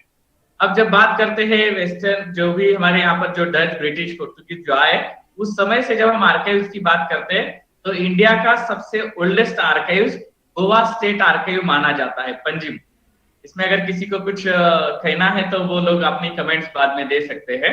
But as per my records, as per my knowledge, because when I was wrote the encyclopedia of museums, archives and archaeology, 10 volume में वो है, तो उस समय अध्ययन करते समय जो जानकारी मुझे प्राप्त हुई, this Goa State Archives which was established in 25th February 1595, and यहाँ पर जो है जो पोर्तुगीज हमारे देश में आए उनका सबसे बड़ा रिकॉर्ड यहाँ पर है। पिसूर लेकर जैसे विद्वानों ने यहाँ के साहित्य को अध्ययन करके इसको मराठी में भी अनुवाद किया है, इंग्लिश में भी अनुवाद किया है। तो ये आवश्यकता है। इसका पुराना नाम जो है थोरे दो Tombow day studio the India, ये उसका पोर्तुगीज नेम है। 1498 में उसकी शुरुआत हुई ऐसा माना जाता था, बट जैसे ऊपर लिखा है, क्योंकि ये उन्हीं के रिकॉर्ड में लिखा है कि इस आर्काइव्स की स्थापना जो है वो 1595 में की गई है। अभी यहाँ पर जो शुरुआत हुई थी एक कमरे से लेकर के आज यहाँ पर आप उसका ये आर्काइव्स का बिल्डिंग देख सकते हैं, directorate of archives and museums जो है, और उसके साथ साथ उनका आर्काइव्स डिपार्टमेंट उसको देख सकते हैं। Another thing is that Saraswati Mahal library Thanjavur, Tamil Nadu.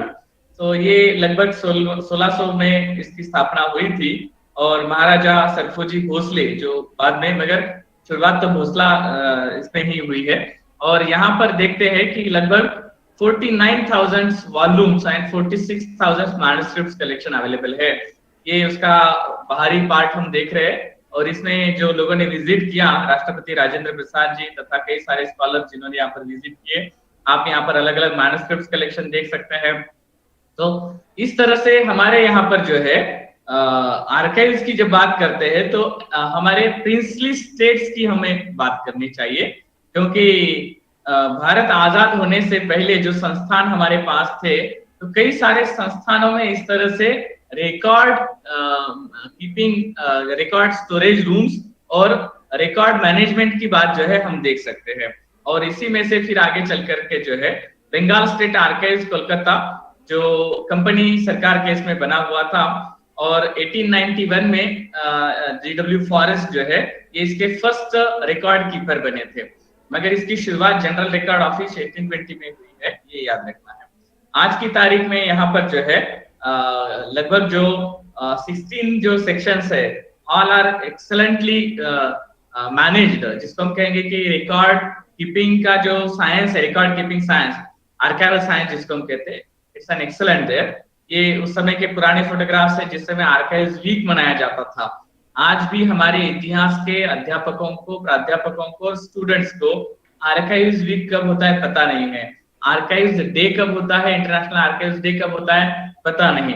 अभी अभी थोड़ा सा म्यूजियम्स के बारे में अवेयरनेस आ रहा है, इंटरनेशनल काउंसिल ऑफ म्यूजियम्स पता है, ICOM पता है, मगर ICA क्या है ये भी लोगों को पता नहीं है। सो ये सारी बातें जो है धीरे धीरे हमारे टीचर्स, प्रोफेसर्स की तरफ से हमारे स्टूडेंट्स की तरफ आनी चाहिए। सेक्रेटरिएट रिकॉर्ड रूम कोलकाता का ये भी एक बहुत पुराना माना जाता है, 1909 में जिसकी स्थापना हुई थी, और आगे चल करके 1910 में होम डिपार्टमेंट से जो है इसका सेपरेट किया गया, और 1962 में ये जो सारे रिकॉर्ड जो है वो स्टेट गवर्नमेंट इसको ये कर रहा था। और उसके बाद जो है अभी 1998 में इसका नया बिल्डिंग बना, ये उसका नया बिल्डिंग आप देख सकते हैं। और नई जनरेशन के हिसाब से डिजिटाइजेशन, बुक I4 स्कैनर्स वो यूज कर रहे हैं यहाँ पर। तो स्कैनिंग टेक्नोलॉजी, अभी हम शुरुआत में ही बात कर रहे थे कि हम हमारे ओरिजिनल रिकॉर्ड या फिर मैन्युस्क्रिप्ट्स, जो भी हिस्टोरिकल डॉक्यूमेंट्स हमारे पास अवेलेबल है, उससे हम डिजिटाइजेशन की दुनिया में और उससे डिजिटल रिकॉर्ड्स की दुनिया में पहुंच चुके हैं। So this is an one step for the digitization. Then Bombay records office की हम बात करते हैं, महाराष्ट्र स्टेट आर्काइव, जो 1821 में स्थापित हुआ, और पुराने समय से ही मुंबई जो है वो एक महत्वपूर्ण बिजनेस सेंटर होने की वजह से यहाँ के जो रिकॉर्ड्स है वो बहुत ज्यादा है। अगर आप यहाँ पर देखेंगे तो प्री 1820 के 7,000 वॉल्यूम्स उनके पास अवेलेबल है, आर्काइव्स में अवेलेबल है। Post 1820 around 2 lakh volumes available है। Files up to 1920 4 lakh files available है। गवर्नमेंट पब्लिकेशंस की बात करते हैं तो 1,25,318 रिकॉर्ड्स अवेलेबल है। महाराष्ट्र का ये सबसे बड़ा और सबसे पुराना आर्काइव हम कह सकेंगे। मिनट बुक्स और इनवर्ड रजिस्टर्स, आउटवर्ड रजिस्टर्स, ऐसे कई सारे रिकॉर्ड्स अवेलेबल है। स्पेशल इनके पास जो कलेक्शन है उसमें सर्वे जो किए गए थे वो सारे सर्वेज अवेलेबल है। मैप्स की अगर बात करेंगे 20,000 ओल्ड मैप जो है वो मुंबई आर्काइव्स में अवेलेबल है। ये सारे प्राइवेट रिकॉर्ड्स है।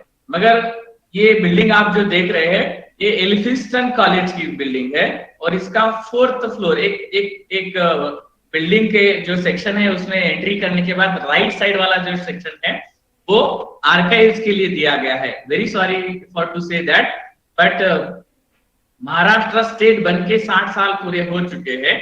हमें सारे स्कॉलर्स जो भी यहाँ पर अवेलेबल है, या जो भी हमारे जिसको हम कहते हैं ना कि पॉलिसी मेकर जो है, उनको ये समझना है कि महाराष्ट्र स्टेट के लिए अभी तक अपना खुद का स्टेट आर्काइव्स का बिल्डिंग नहीं है। So please remember and if possible make awareness about that and try to be for a state archives building, क्योंकि इतनी बड़ी विरासत हमारे पास होने के बावजूद, इतनी आर्काइवल धरोहर हमारे पास होने के बावजूद भी हमारे पास स्टेट आर्काइव्स का खुद का बिल्डिंग नहीं है। तो ये बनाया जाए। स्टेट म्यूजियम अभी मैडम ने बताया महाराष्ट्र के म्यूजियम, जिसमें सबसे पुराना हमारे नागपुर की हम बात करते हैं तो जैसे हमारे पास सेंट्रल म्यूजियम है जिसे अजब बंगला के नाम से जानते हैं। मुंबई का भाऊ दाजी लाड म्यूजियम है जो 1955 में 1855 में स्थापित हुआ, और ये उसके बाद सेंट्रल म्यूजियम नागपुर का स्थापित हुआ 1863 में, और उसके बाद छत्रपति शिवाजी म्यूजियम 1920 में स्थापित हुआ। तो इस तरह से अगर देखा जाए तो आर्काइव्स की बात करते हैं तो ओल्डेस्ट आर्काइव्स हमारे पास है, तो हम इसके लिए एक अलग सा एक सुंदर, क्योंकि इसके रीजनल आर्काइव्स भी है, 5 अलग अलग सेंटर्स जो है इसके, तो उसके लिए बिल्डिंग है मगर स्टेट आर्काइव्स के लिए नहीं। नेशनल आर्काइव्स की बात करते हैं तो जिसे शुरुआत में ग्रैंड सेंट्रल आर्काइव्स के नाम से जाना जाता था, जो 1891 में कलकत्ता में स्थापित हुआ, बाद में उसे ट्रांसफर किया गया, और अभी जो है आफ्टर 1947 इंडिपेंडेंस के बाद में इसे नेशनल म्यूजियम के नाम से जाना गया, और जहां पर 1915 में ये दिल्ली में सारा रिकॉर्ड जो है वो ट्रांसफर हो चुका था, और आज की तारीख में यहाँ पर लगभग जो है 1,37,000 वॉल्यूम्स ये मुगल पीरियड के कलेक्शंस अवेलेबल है, और ऊपर देख रहे हैं rich collection of 1.5 million documents, around 15 lakh documents are available here. So manuscript की अगर बात करते हैं तो लगभग 14,000 इंपॉर्टेंट मैन्युस्क्रिप्ट्स अवेलेबल है नेशनल आर्काइव्स ऑफ इंडिया, जहां पर 40 किलोमीटर ऑफ शेल्फ स्पेस, यानी आर्काइव्स की दुनिया में एक बड़ी इंटरेस्टिंग थिंग है, कागजों को रख के हम उसका ये नहीं कर सकते, मगर शेल्फ स्पेस को देखते हैं तो 40 किलोमीटर तक लंबी लाइन लगे, इतना शेल्फ स्पेस हमारे पास, इतना कलेक्शन अवेलेबल है। 2.7 मिलियन फाइल्स, 27 लाख फाइलें यहाँ पर उपलब्ध है, और अभी डिजिटाइजेशन का जो काम हुआ है around 71,810 digitized records are available for online access also. So this is an excellent thing. अभी देखते हैं कि 2016 में ही इसके 125 साल पूरे हो गए, इसका मतलब आज की तारीख में 131 साल लगभग जो है वो पूरे हो चुके हैं नेशनल आर्काइव्स के लिए। उसके बाद हम बात करते हैं आंध्र प्रदेश स्टेट आर्काइव्स की, मगर ये बात जरूर याद रखिएगा कि ये उस समय का आंध्र प्रदेश स्टेट आर्काइव्स है जब ये यूनियन था, यानी तेलंगाना और आंध्र प्रदेश एक था। अभी ये डिवाइडेशन हो चुका है, और तेलंगाना स्टेट आर्काइव्स इस नाम से अभी इसको जाना जाता है। जो सिकंदराबाद एरिया है हैदराबाद में, सिकंदराबाद एरिया में तारनाका का जो ब्रिज है, तारनाका ब्रिज है वहां पे, उसके बाजू में ही ये आर्काइव्स है, और लगभग 50 मिलियन डॉक्यूमेंट्स जो बहामनी पीरियड से कुतुबशाही और आसफजाही निजाम जो था हैदराबाद निजाम, उनके सारे रिकॉर्ड्स यहाँ पर अवेलेबल है। अभी ये बढ़ चुके हैं आंध्रा और तेलंगाना केस में, मगर ये उस समय की बात है जब ये यूनियन था, और आज भी यहाँ का रिकॉर्ड कीपिंग मैनेजमेंट जो है वो अच्छा है, क्योंकि सारे डॉक्यूमेंट्स को बहुत अच्छी तरह से फाइलों में प्रिजर्व किए गए हैं, और आप कोई रिकॉर्ड अगर मांगते हैं तो 21 दिन के अंदर आपको रिकॉर्ड अवेलेबल हो सकते हैं।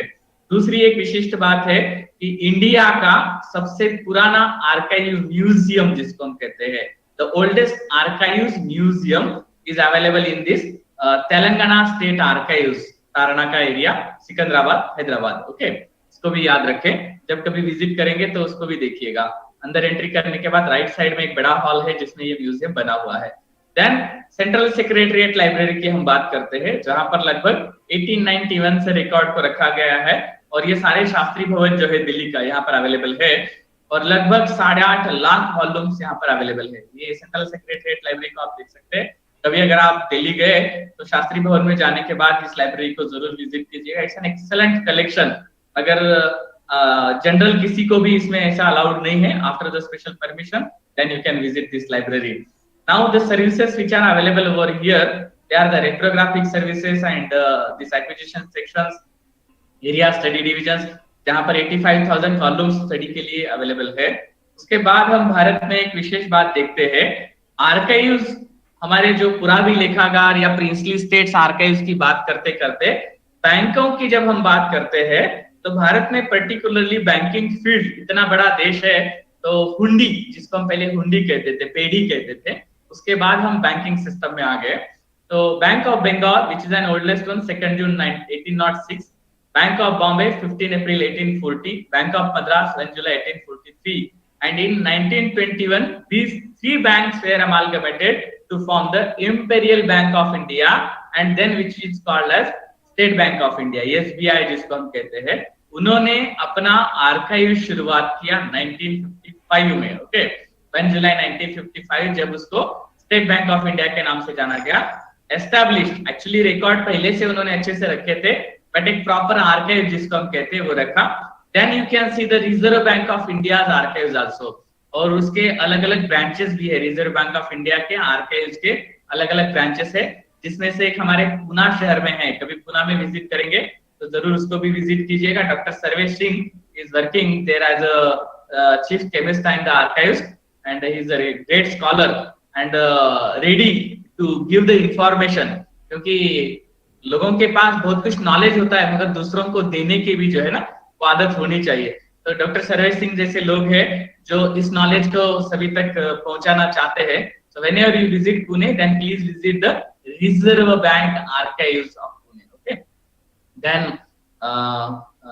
राजस्थान स्टेट आर्काइव्स बीकानेर, जो 1955 में स्थापित किया गया, मगर आज के तारीख में इसके बारे में एक बात जरूर कहना होगा, क्योंकि राजस्थान स्टेट आर्काइव्स के अलग अलग जो ब्रांचेस है, उसमें से बीकानेर की क्यों हम बात ज्यादा करते हैं, क्योंकि आज की तारीख में यहाँ रिकॉर्ड कीपिंग स्टाइल को देखेंगे तो जिसको हम रूमाल कहते हैं, इन वन रूमाल बंच बंडल जिसको हम कहते हैं, 5000 डॉक्यूमेंट्स उसका एक बंडल होता है जिसको हम रूमाल कहते हैं।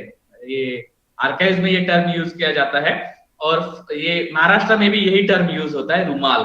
तो ये जो यहाँ पर रखे हुए बंडल्स जिसको कह रहे हैं, 5000 दस्तावेज उसमें अवेलेबल है। सो इस तरह के सारे रिकॉर्ड्स, उसके साथ साथ यहाँ पर जो लूज पेपर्स है जिसको इन बॉक्सेस में रखा गया है, और इस तरफ में जो सारे ओल्ड पब्लिकेशंस ब्रिटिश पीरियड से लेकर के आगे प्रिंसली स्टेट्स केस में और after independence also. So these all richest collection is over here in Bikaner, and nowadays the India's most famous archive museum is also there in the Bikaner. तो आप यहाँ पर देख सकते हैं, here is a document gallery, here is the treasury gallery and the copper plate gallery. और उसके साथ साथ इसमें डॉक्यूमेंट्स गैलरी में जो अलग अलग सेक्शंस है, जिसमें पुरंदर ट्रीटी गैलरी और Chhatrapati Shivaji Maharaj related documents also. Mahendra Khadgawat ji is the director here, so he is also a great energetic person. जब कभी विजिट करेंगे जरूर देखिएगा, इसमें भी आपको बहुत आनंद आएगा। और इस तरह का ये भारत का एकमात्र इस आर्काइव म्यूजियम है कि जहां पर न्यू टेक्निक्स को, मॉडर्न टेक्नोलॉजीज को यूज करते हुए हमारे सारे सोर्सेस को बहुत अच्छी तरह से एग्जिबिट किया गया है। आर्काइव म्यूजियम की बात कर रहा हूँ। तो म्यूजियम्स में मैन्युस्क्रिप्ट सेक्शन होता है या आर्काइवल का एक सेक्शन होता है, बट जिसको हम कहेंगे कि स्पेशली आर्काइव्स का म्यूजियम जो है और जो मॉडर्न टेक्निक्स के साथ बनाया गया है। So as per my knowledge, this is the only museum in India. You can see here this Purandar Treaty document between Mughal and Marathas. Then National Film Archive of India की बात करते हैं।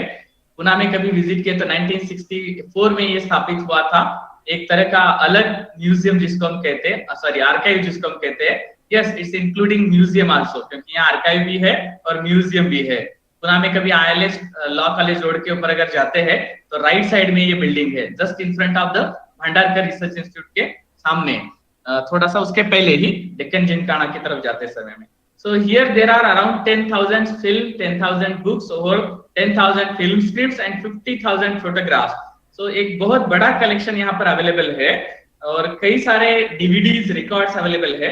आप यहाँ देख सकते हैं, national film archive of India. This is an interesting thing for all of us, and see जो ओल्ड रिकॉर्ड जो भी है ये सारे यहाँ पर इस तरह से अच्छी तरीके से रखे गए हैं। म्यूजियम भी बहुत अच्छा है, उसको भी विजिट कीजिएगा। India one of the largest record collection nowadays in IGNCA, Indira Gandhi national centre for इग्निका, ऐसा हम उसको कभी कभी प्रोनाउंस करते हैं। So Indira Gandhi national centre for arts Delhi, जहां पर लगभग आज की तारीख में जो है 1.5 लाख बुक्स, उसके साथ साथ 250 जर्नल सब्सक्राइब किए हुए हैं। इसकी सबसे विशेष बात अगर कुछ है तो इनके पास जो अनपब्लिश्ड मैन्युस्क्रिप्ट है, संस्कृत, पाली, पर्शियन, अरबिक, तो अराउंड 10 मिलियन फोलियोज, लगभग फोलियोज माने तो 2 पेजेस का एक, so 10 million, around 1 crore pages, and total 20,000 microfilm rolls are available here, containing 2.5 लाख। अभी तो ये 3 लाख हो गए, क्योंकि अभी कुछ दिन पहले ही डॉक्टर रमेश गौर जी जो वहाँ डायरेक्टर है जिनके साथ बात हुई, तो 3 लाख मैन्युस्क्रिप्ट डिजिटाइज्ड अवेलेबल है। और जो बाहर के देशों से जो कलेक्शन यहाँ पर किया गया है, it is also one interesting thing. So around 1 lakh slides are available here, जो American council for South Asian arts या British library, Victoria and Albert museum, ऐसे अलग अलग जगह से कलेक्शन किया हुआ है। Humble request to all of you that, अब मैं यहाँ पर एक रिक्वेस्ट जरूर करना चाहूंगा, क्योंकि जब ये बात हम पढ़ते हैं तो हमारे जो कॉलेजेस है, मैं ये समझता हूँ कि अगर कॉलेजेस ने भी इस तरह से एक दूसरे का नॉलेज अगर हमने एक दूसरे के साथ शेयर किया तो बहुत अच्छा हो सकता है। इसके लिए 2 माध्यम हम कह सकते हैं। जो आपके पास रेयर बुक्स है उसको पहले फाइंड आउट करना होगा, मैन्युस्क्रिप्ट से तो बहुत अच्छी बात है। रेयर बुक्स और पीएचडी थीसिस जो भी आपके पास है उसकी अगर कुछ कॉपीज एमओयू अगर बना के एक दूसरे के साथ अगर शेयर कर सकते हैं तो इट्स टू गुड। अगर फोटोकॉपी नहीं बना सकते, डिजिटाइज कर सकते हैं, then also good. So whatever be the possibilities, because knowledge sharing is what the important thing in this archives world, not only to keeping in our. हम हमेशा कहते हैं कि रंगनाथन जी का रूल नंबर 2 एंड 3 जो है उसमें ये कहा गया है, हर किताब को उसका रीडर मिलना चाहिए और हर रीडर को उसको जो चाहिए वो किताब मिलनी चाहिए। तो इस तरह से हम नॉलेज को शेयरिंग करें, जिस तरह से भी पॉसिबल है, जिस मीडियम में पॉसिबल है उस तरह से करें, ये हमें यहाँ से सीखना है। कला संपदा की बात करते हैं। Actually national mission for manuscripts के साथ में ये कार्य शुरू हुआ था और इस मिशन के तहत जो है नेशनल मिशन फॉर मैन्युस्क्रिप्ट फरवरी 2003 में शुरू हुआ और मैंने इसमें काम किया था 2006 से 2011 तक। महाराष्ट्र, आंध्र, कर्नाटक, तेलंगाना, छत्तीसगढ़, मध्य प्रदेश, ये अलग अलग इसमें मैंने काम किया। और आज की तारीख में लगभग कंप्लीट कैटलॉग 20 लाख मैन्युस्क्रिप्ट्स का कैटलॉग अवेलेबल है। और जो जैसे मैंने अभी शुरुआत में कहा 3 लाख मैन्युस्क्रिप्ट्स जो है अभी तक लगभग जो है कंप्लीटली डिजिटाइज्ड हो चुके हैं। So this is what a great treasure of our India, archival treasure of India. So here just I mentioned only about the manuscript, not about the books. अगर किताबों की बात करें तो पूरे भारत में अगर आज की तारीख में हम देखेंगे तो जैसे एनआईटी खड़गपुर की जब हम बात करते हैं तो लगभग 4 करोड़ किताबें अभी तक जो है डिजिटाइज हो चुकी है और वो लिंक्स भी शेयर की जा चुकी है। डिजिटल इंडिया की जब हम बात करते हैं, डिजिटल लाइब्रेरी ऑफ इंडिया की जब हम बात करते हैं, तो इतना बड़ा सोर्स हमारे पास अवेलेबल है। यहाँ मैंने एक छोटा सा एक रिकॉर्ड बनाया है जिसको आप देखेंगे, development of archives in India.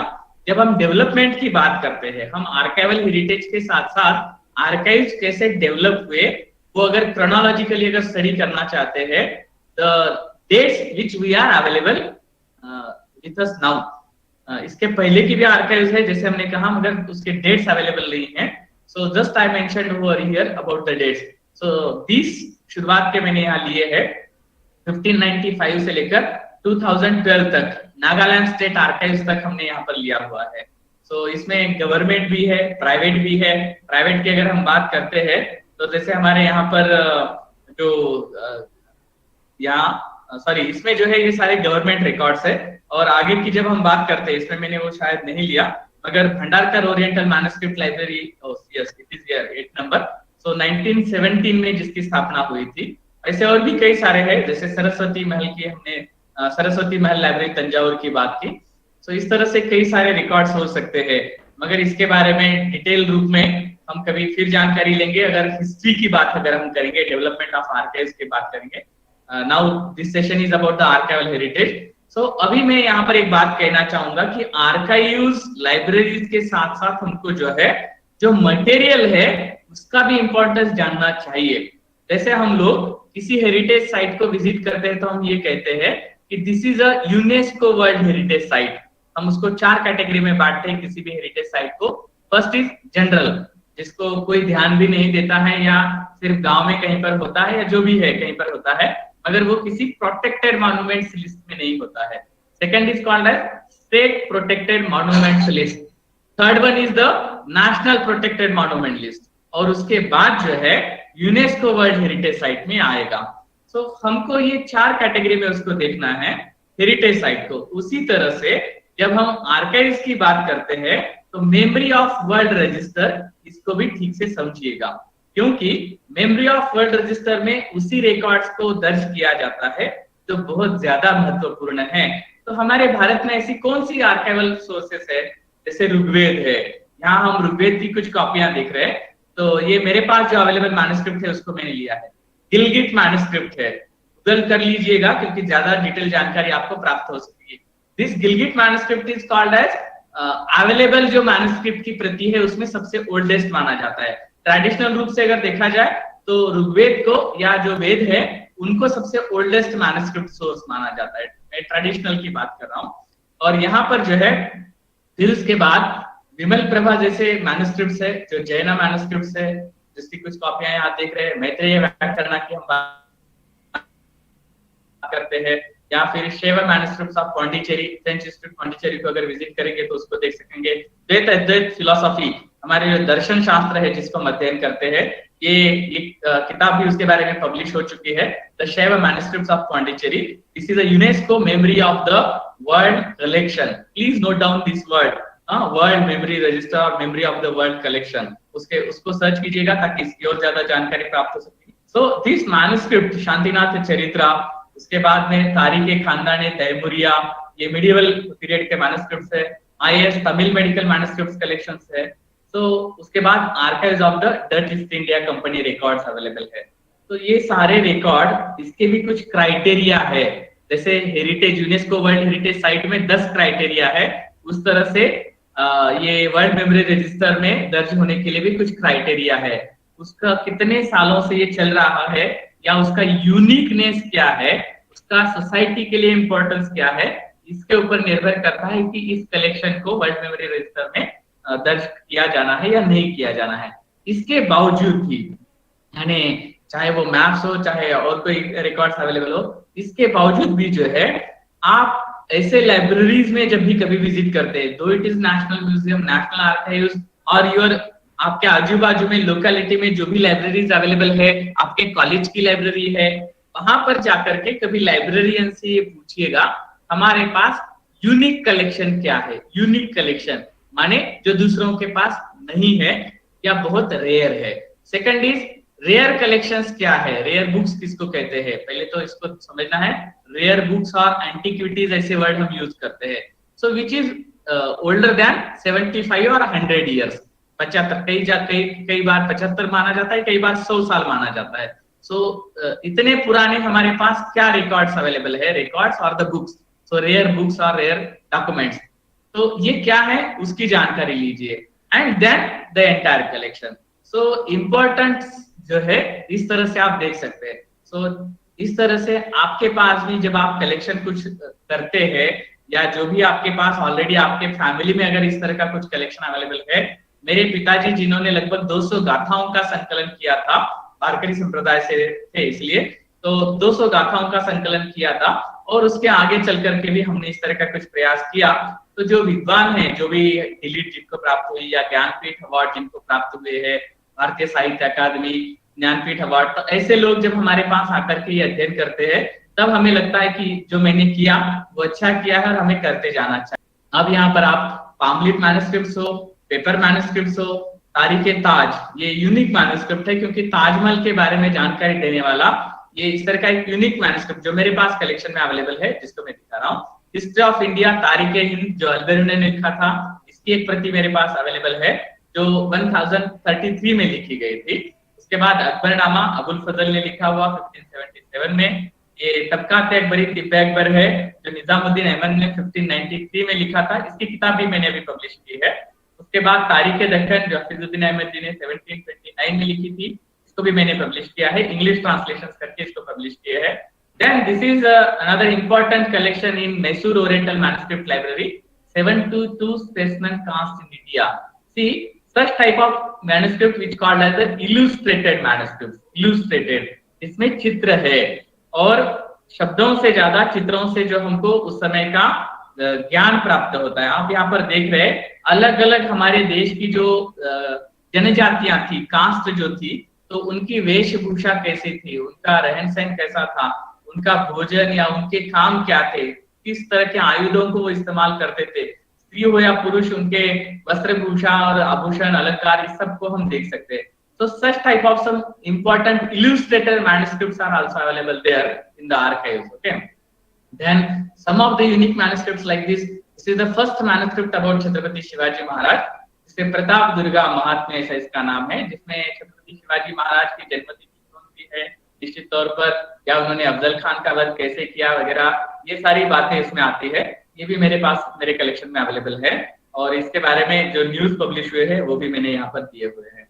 तो उसी तरह से गोल्ड लिंक कुरान, जिसकी बहुत ही कम प्रतियां पूरी दुनिया में अवेलेबल है, ये आप यहाँ देख सकते हैं। ये 16th सेंचुरी का मैन्युस्क्रिप्ट है। How to use this archival sources for the society, this is an important question.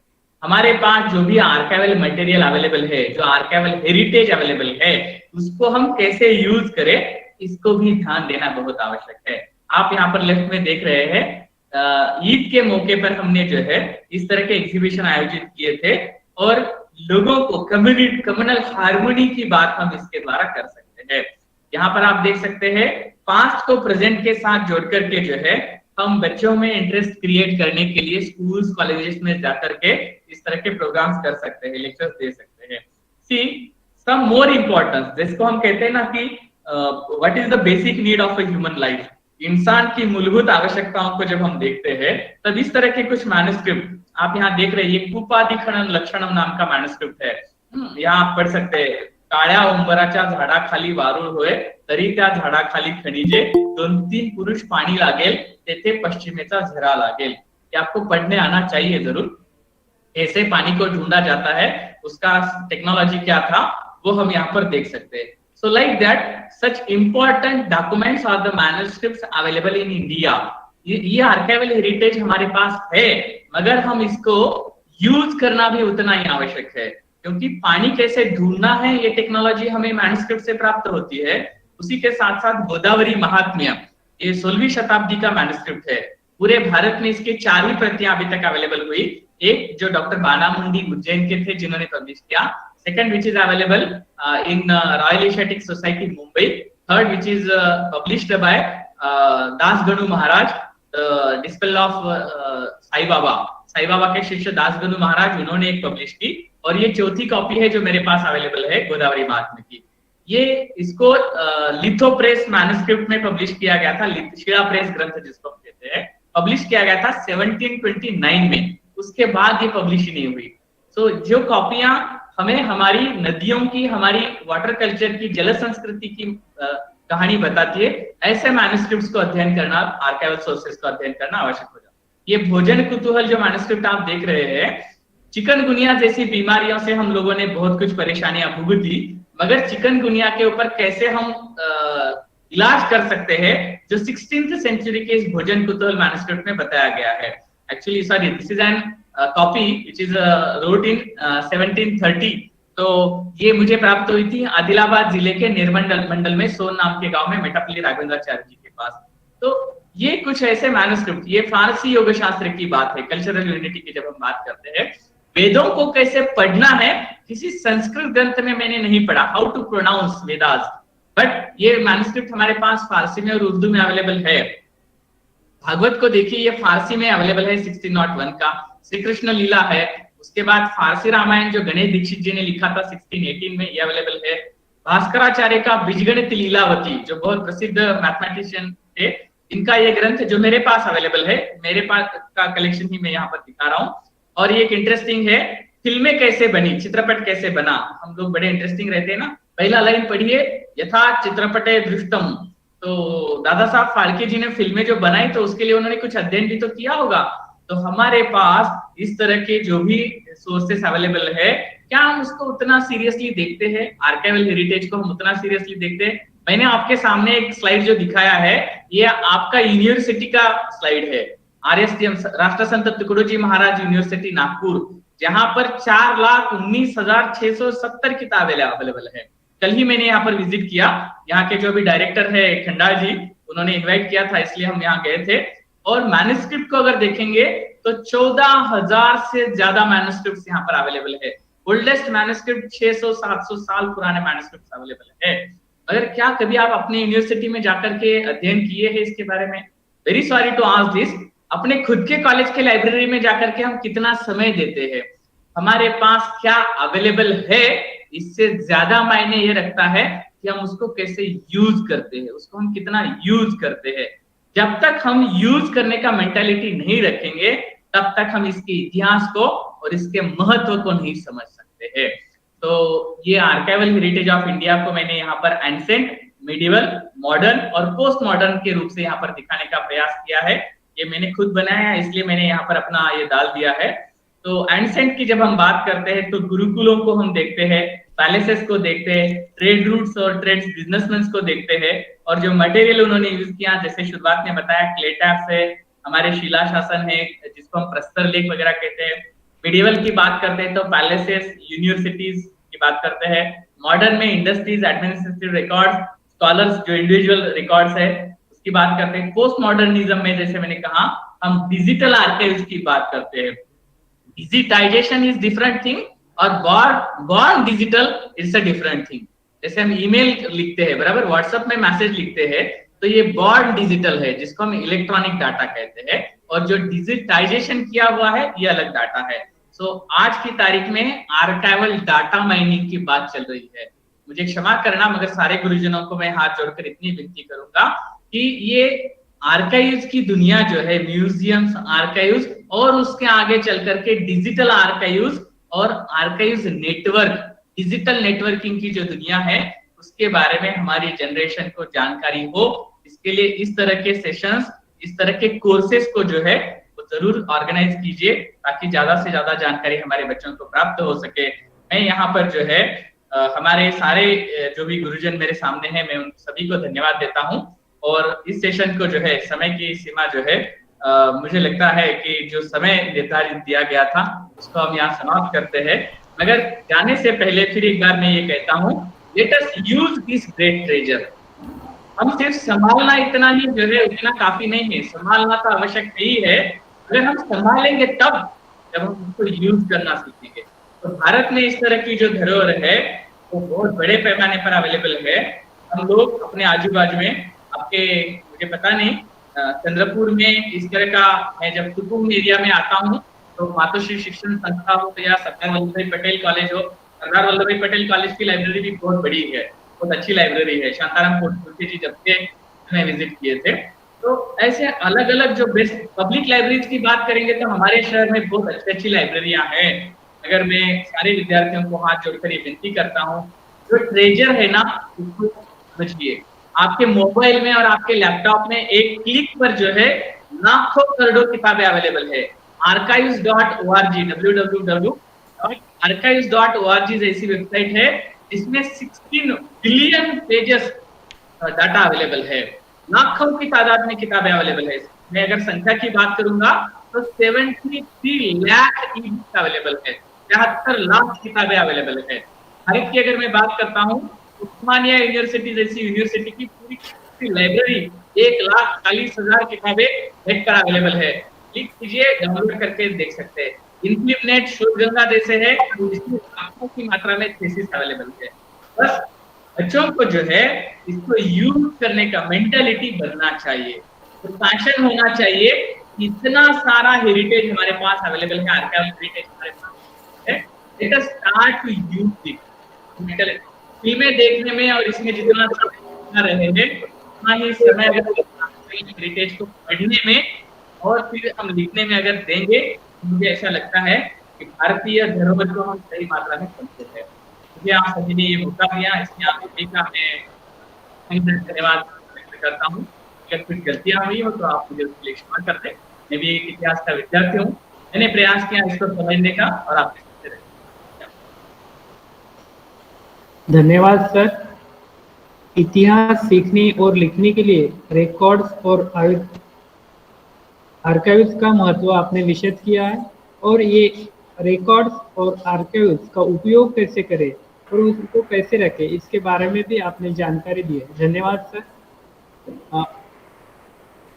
इस एक दिवसीय राष्ट्रीय वेबिनार का आभार प्रदर्शन करने के लिए मैं शिवाजी कॉलेज के इतिहास विभाग प्रमुख डॉक्टर प्राध्यापक बल्कि सर को अनुरोध करता हूँ। धन्यवाद सर। आज दिनांक 3 मार्च 2022 में 22 को आज हमारा राष्ट्र इस साल आज़ादी का अमृत महोत्सव मना रहा है और उसी से रिलेटेड हम हमारे देश की जो सांस्कृतिक विरासत है, वैभव है, जो हमारी बुद्धि है, वो सब हमारे इतिहास के छात्रा और इतिहास के जो अभ्यास का रिसर्चर है, इन सबके सामने लाने की कोशिश के लिए ये आज का जो वेबिनार है, वेबिनार का आयोजन किया था। इस वेबिनार के लिए चीफ गेस्ट करके जो यहाँ पे उपस्थित हुए वो हमारे गुरुवर doctor professor Shyamrao Koreti sir. ये हम अपने व्यस्त दिनचर्या में से अपना टाइम निकालकर, अपना समय निकालकर यहाँ पे उपस्थित हुए और हम सबको मार्गदर्शन किया। इसलिए सर का मैं बहुत बहुत आभार मानता हूँ। उसी के साथ आज के इस प्रोग्राम के लिए हमारे तीनों कॉलेज के प्रधानाचार्य doctor Warkad sir, doctor Satpute sir, doctor Singh sir, इन्होंने भी यहाँ पे अपना समय निकालकर यहाँ पे उपस्थित हुए और हम अपने विचार रखे। इनके लिए सर का भी मैं बहुत बहुत धन्यवाद देना चाहूँगा। हमारे महाविद्यालय के उप प्राचार्य डॉक्टर हैरानी सर, हमारे महाविद्यालय के प्रधानाचार्य कुछ तांत्रिक इससे टेक्निकल की वजह से वो जुड़ नहीं पाए, बीच में जुड़े थे लेकिन उनका संबोधन हो नहीं पाया, लेकिन हैरानी सर ने हमें अपने विचार रखे, इसलिए सर का भी मैं आभार मानना चाहूँगा। उसी के साथ आज के कार्यक्रम के जो मेन रिसोर्स पर्सन है, जिन्होंने इतना सुंदर अपना प्रेजेंटेशन दिया और ये जो टॉपिक था archives and museum heritage of India, सही मायने में हमारा जो आर्काइव्स है, अब हमारे जो म्यूजियम है, वो सही मायने में एक हेरिटेज, ये हमारा स्मारक, राष्ट्रीय स्मारक करके इनका जो महत्व है, वो महत्व उन्होंने अपने इसमें ये किया, प्रेजेंट किया। वो डॉक्टर मुनमुन मोंडल मैम जो पंजाब से जुड़े थे, अपना कीमती समय यहाँ पे दिया और अपने विचार रखे। मैम आपका बहुत बहुत धन्यवाद और आगे भी आपका सहकार्य ऐसा ही हमें मिलता रहे, इसके लिए भी बहुत बहुत हम आशा रखते हैं, अपेक्षा करते हैं। Thank you sir. उसके बाद हमारे दूसरे resource person Shri Bhujangrao Bobde sir, sir ने समय समय पर हमें हेल्प की, सर से बातें होती रही और सर ने इतना अच्छा प्रेजेंटेशन दिया कि जो हमारे आर्काइव है, इसको संभालने की क्या जरूरत है और यहाँ पे वहां पे जाने के बाद क्या देखना है, कहाँ से देखना है, ये सब बातें हैं सर ने बताने की कोशिश की। सर हम तो वैसे आर्कियोलॉजी के स्टूडेंट नहीं है, लेकिन जो हिस्ट्री है, हिस्ट्री में आर्कियोलॉजी आता ही है। जब हम हिस्ट्री पढ़ने जाते हैं तो शुरुआत आर्कियोलॉजी से ही होती है। सर आपने अपने कीमती समय में से समय निकालकर यहाँ पे उपस्थित हुए, अपने विचार रखे और हम सबको मार्गदर्शन किया, इसलिए आपका भी सर बहुत बहुत धन्यवाद करना चाहूँगा। आज के इस इंटरनेशनल वेबिनार के जो टेक्निकल असिस्टेंट थे, हमारे कलीग्स मिस सुवर्णा नलगे मैम, इन्होंने भी अपना ये जो टेक्निकल सेशन है अच्छे से संभाला और आज के प्रोग्राम का जो एंकरिंग कर रहे थे मेरे मित्र डॉक्टर सचिन भोगेकर सर, आपका भी मैं धन्यवाद देना चाहूँगा। और साथ ही सभी जो जुड़े हैं, ऑनलाइन जुड़े हैं, यूट्यूब पे जुड़े हैं, इन सब का मैं गुरुदास बल्कि history department Shri Shivaji art commerce science college Rajura, Sharadrao Pawar college Gadchandur, principal Arun Rao Kalode college Nagpur, इन सभी महाविद्यालय की ओर से आप सबका तहे दिल से धन्यवाद देना चाहूँगा, आभार करूँगा, क्योंकि आप ना होते तो इस कार्यक्रम का जो महत्व है, हेतु है, हमारी जो उद्देश्य है वो पूरा न हो पाता। इसलिए सबका एक बार धन्यवाद देकर ये प्रोग्राम यहाँ पे खत्म हुआ ऐसा बताते हुए ये प्रोग्राम हम बंद करने जा रहे थे। सभी मान्यवर अतिथि का और एक बार मैं बहुत बहुत धन्यवाद देना चाहूँगा। धन्यवाद सर। धन्यवाद। Thank you sir, thank you.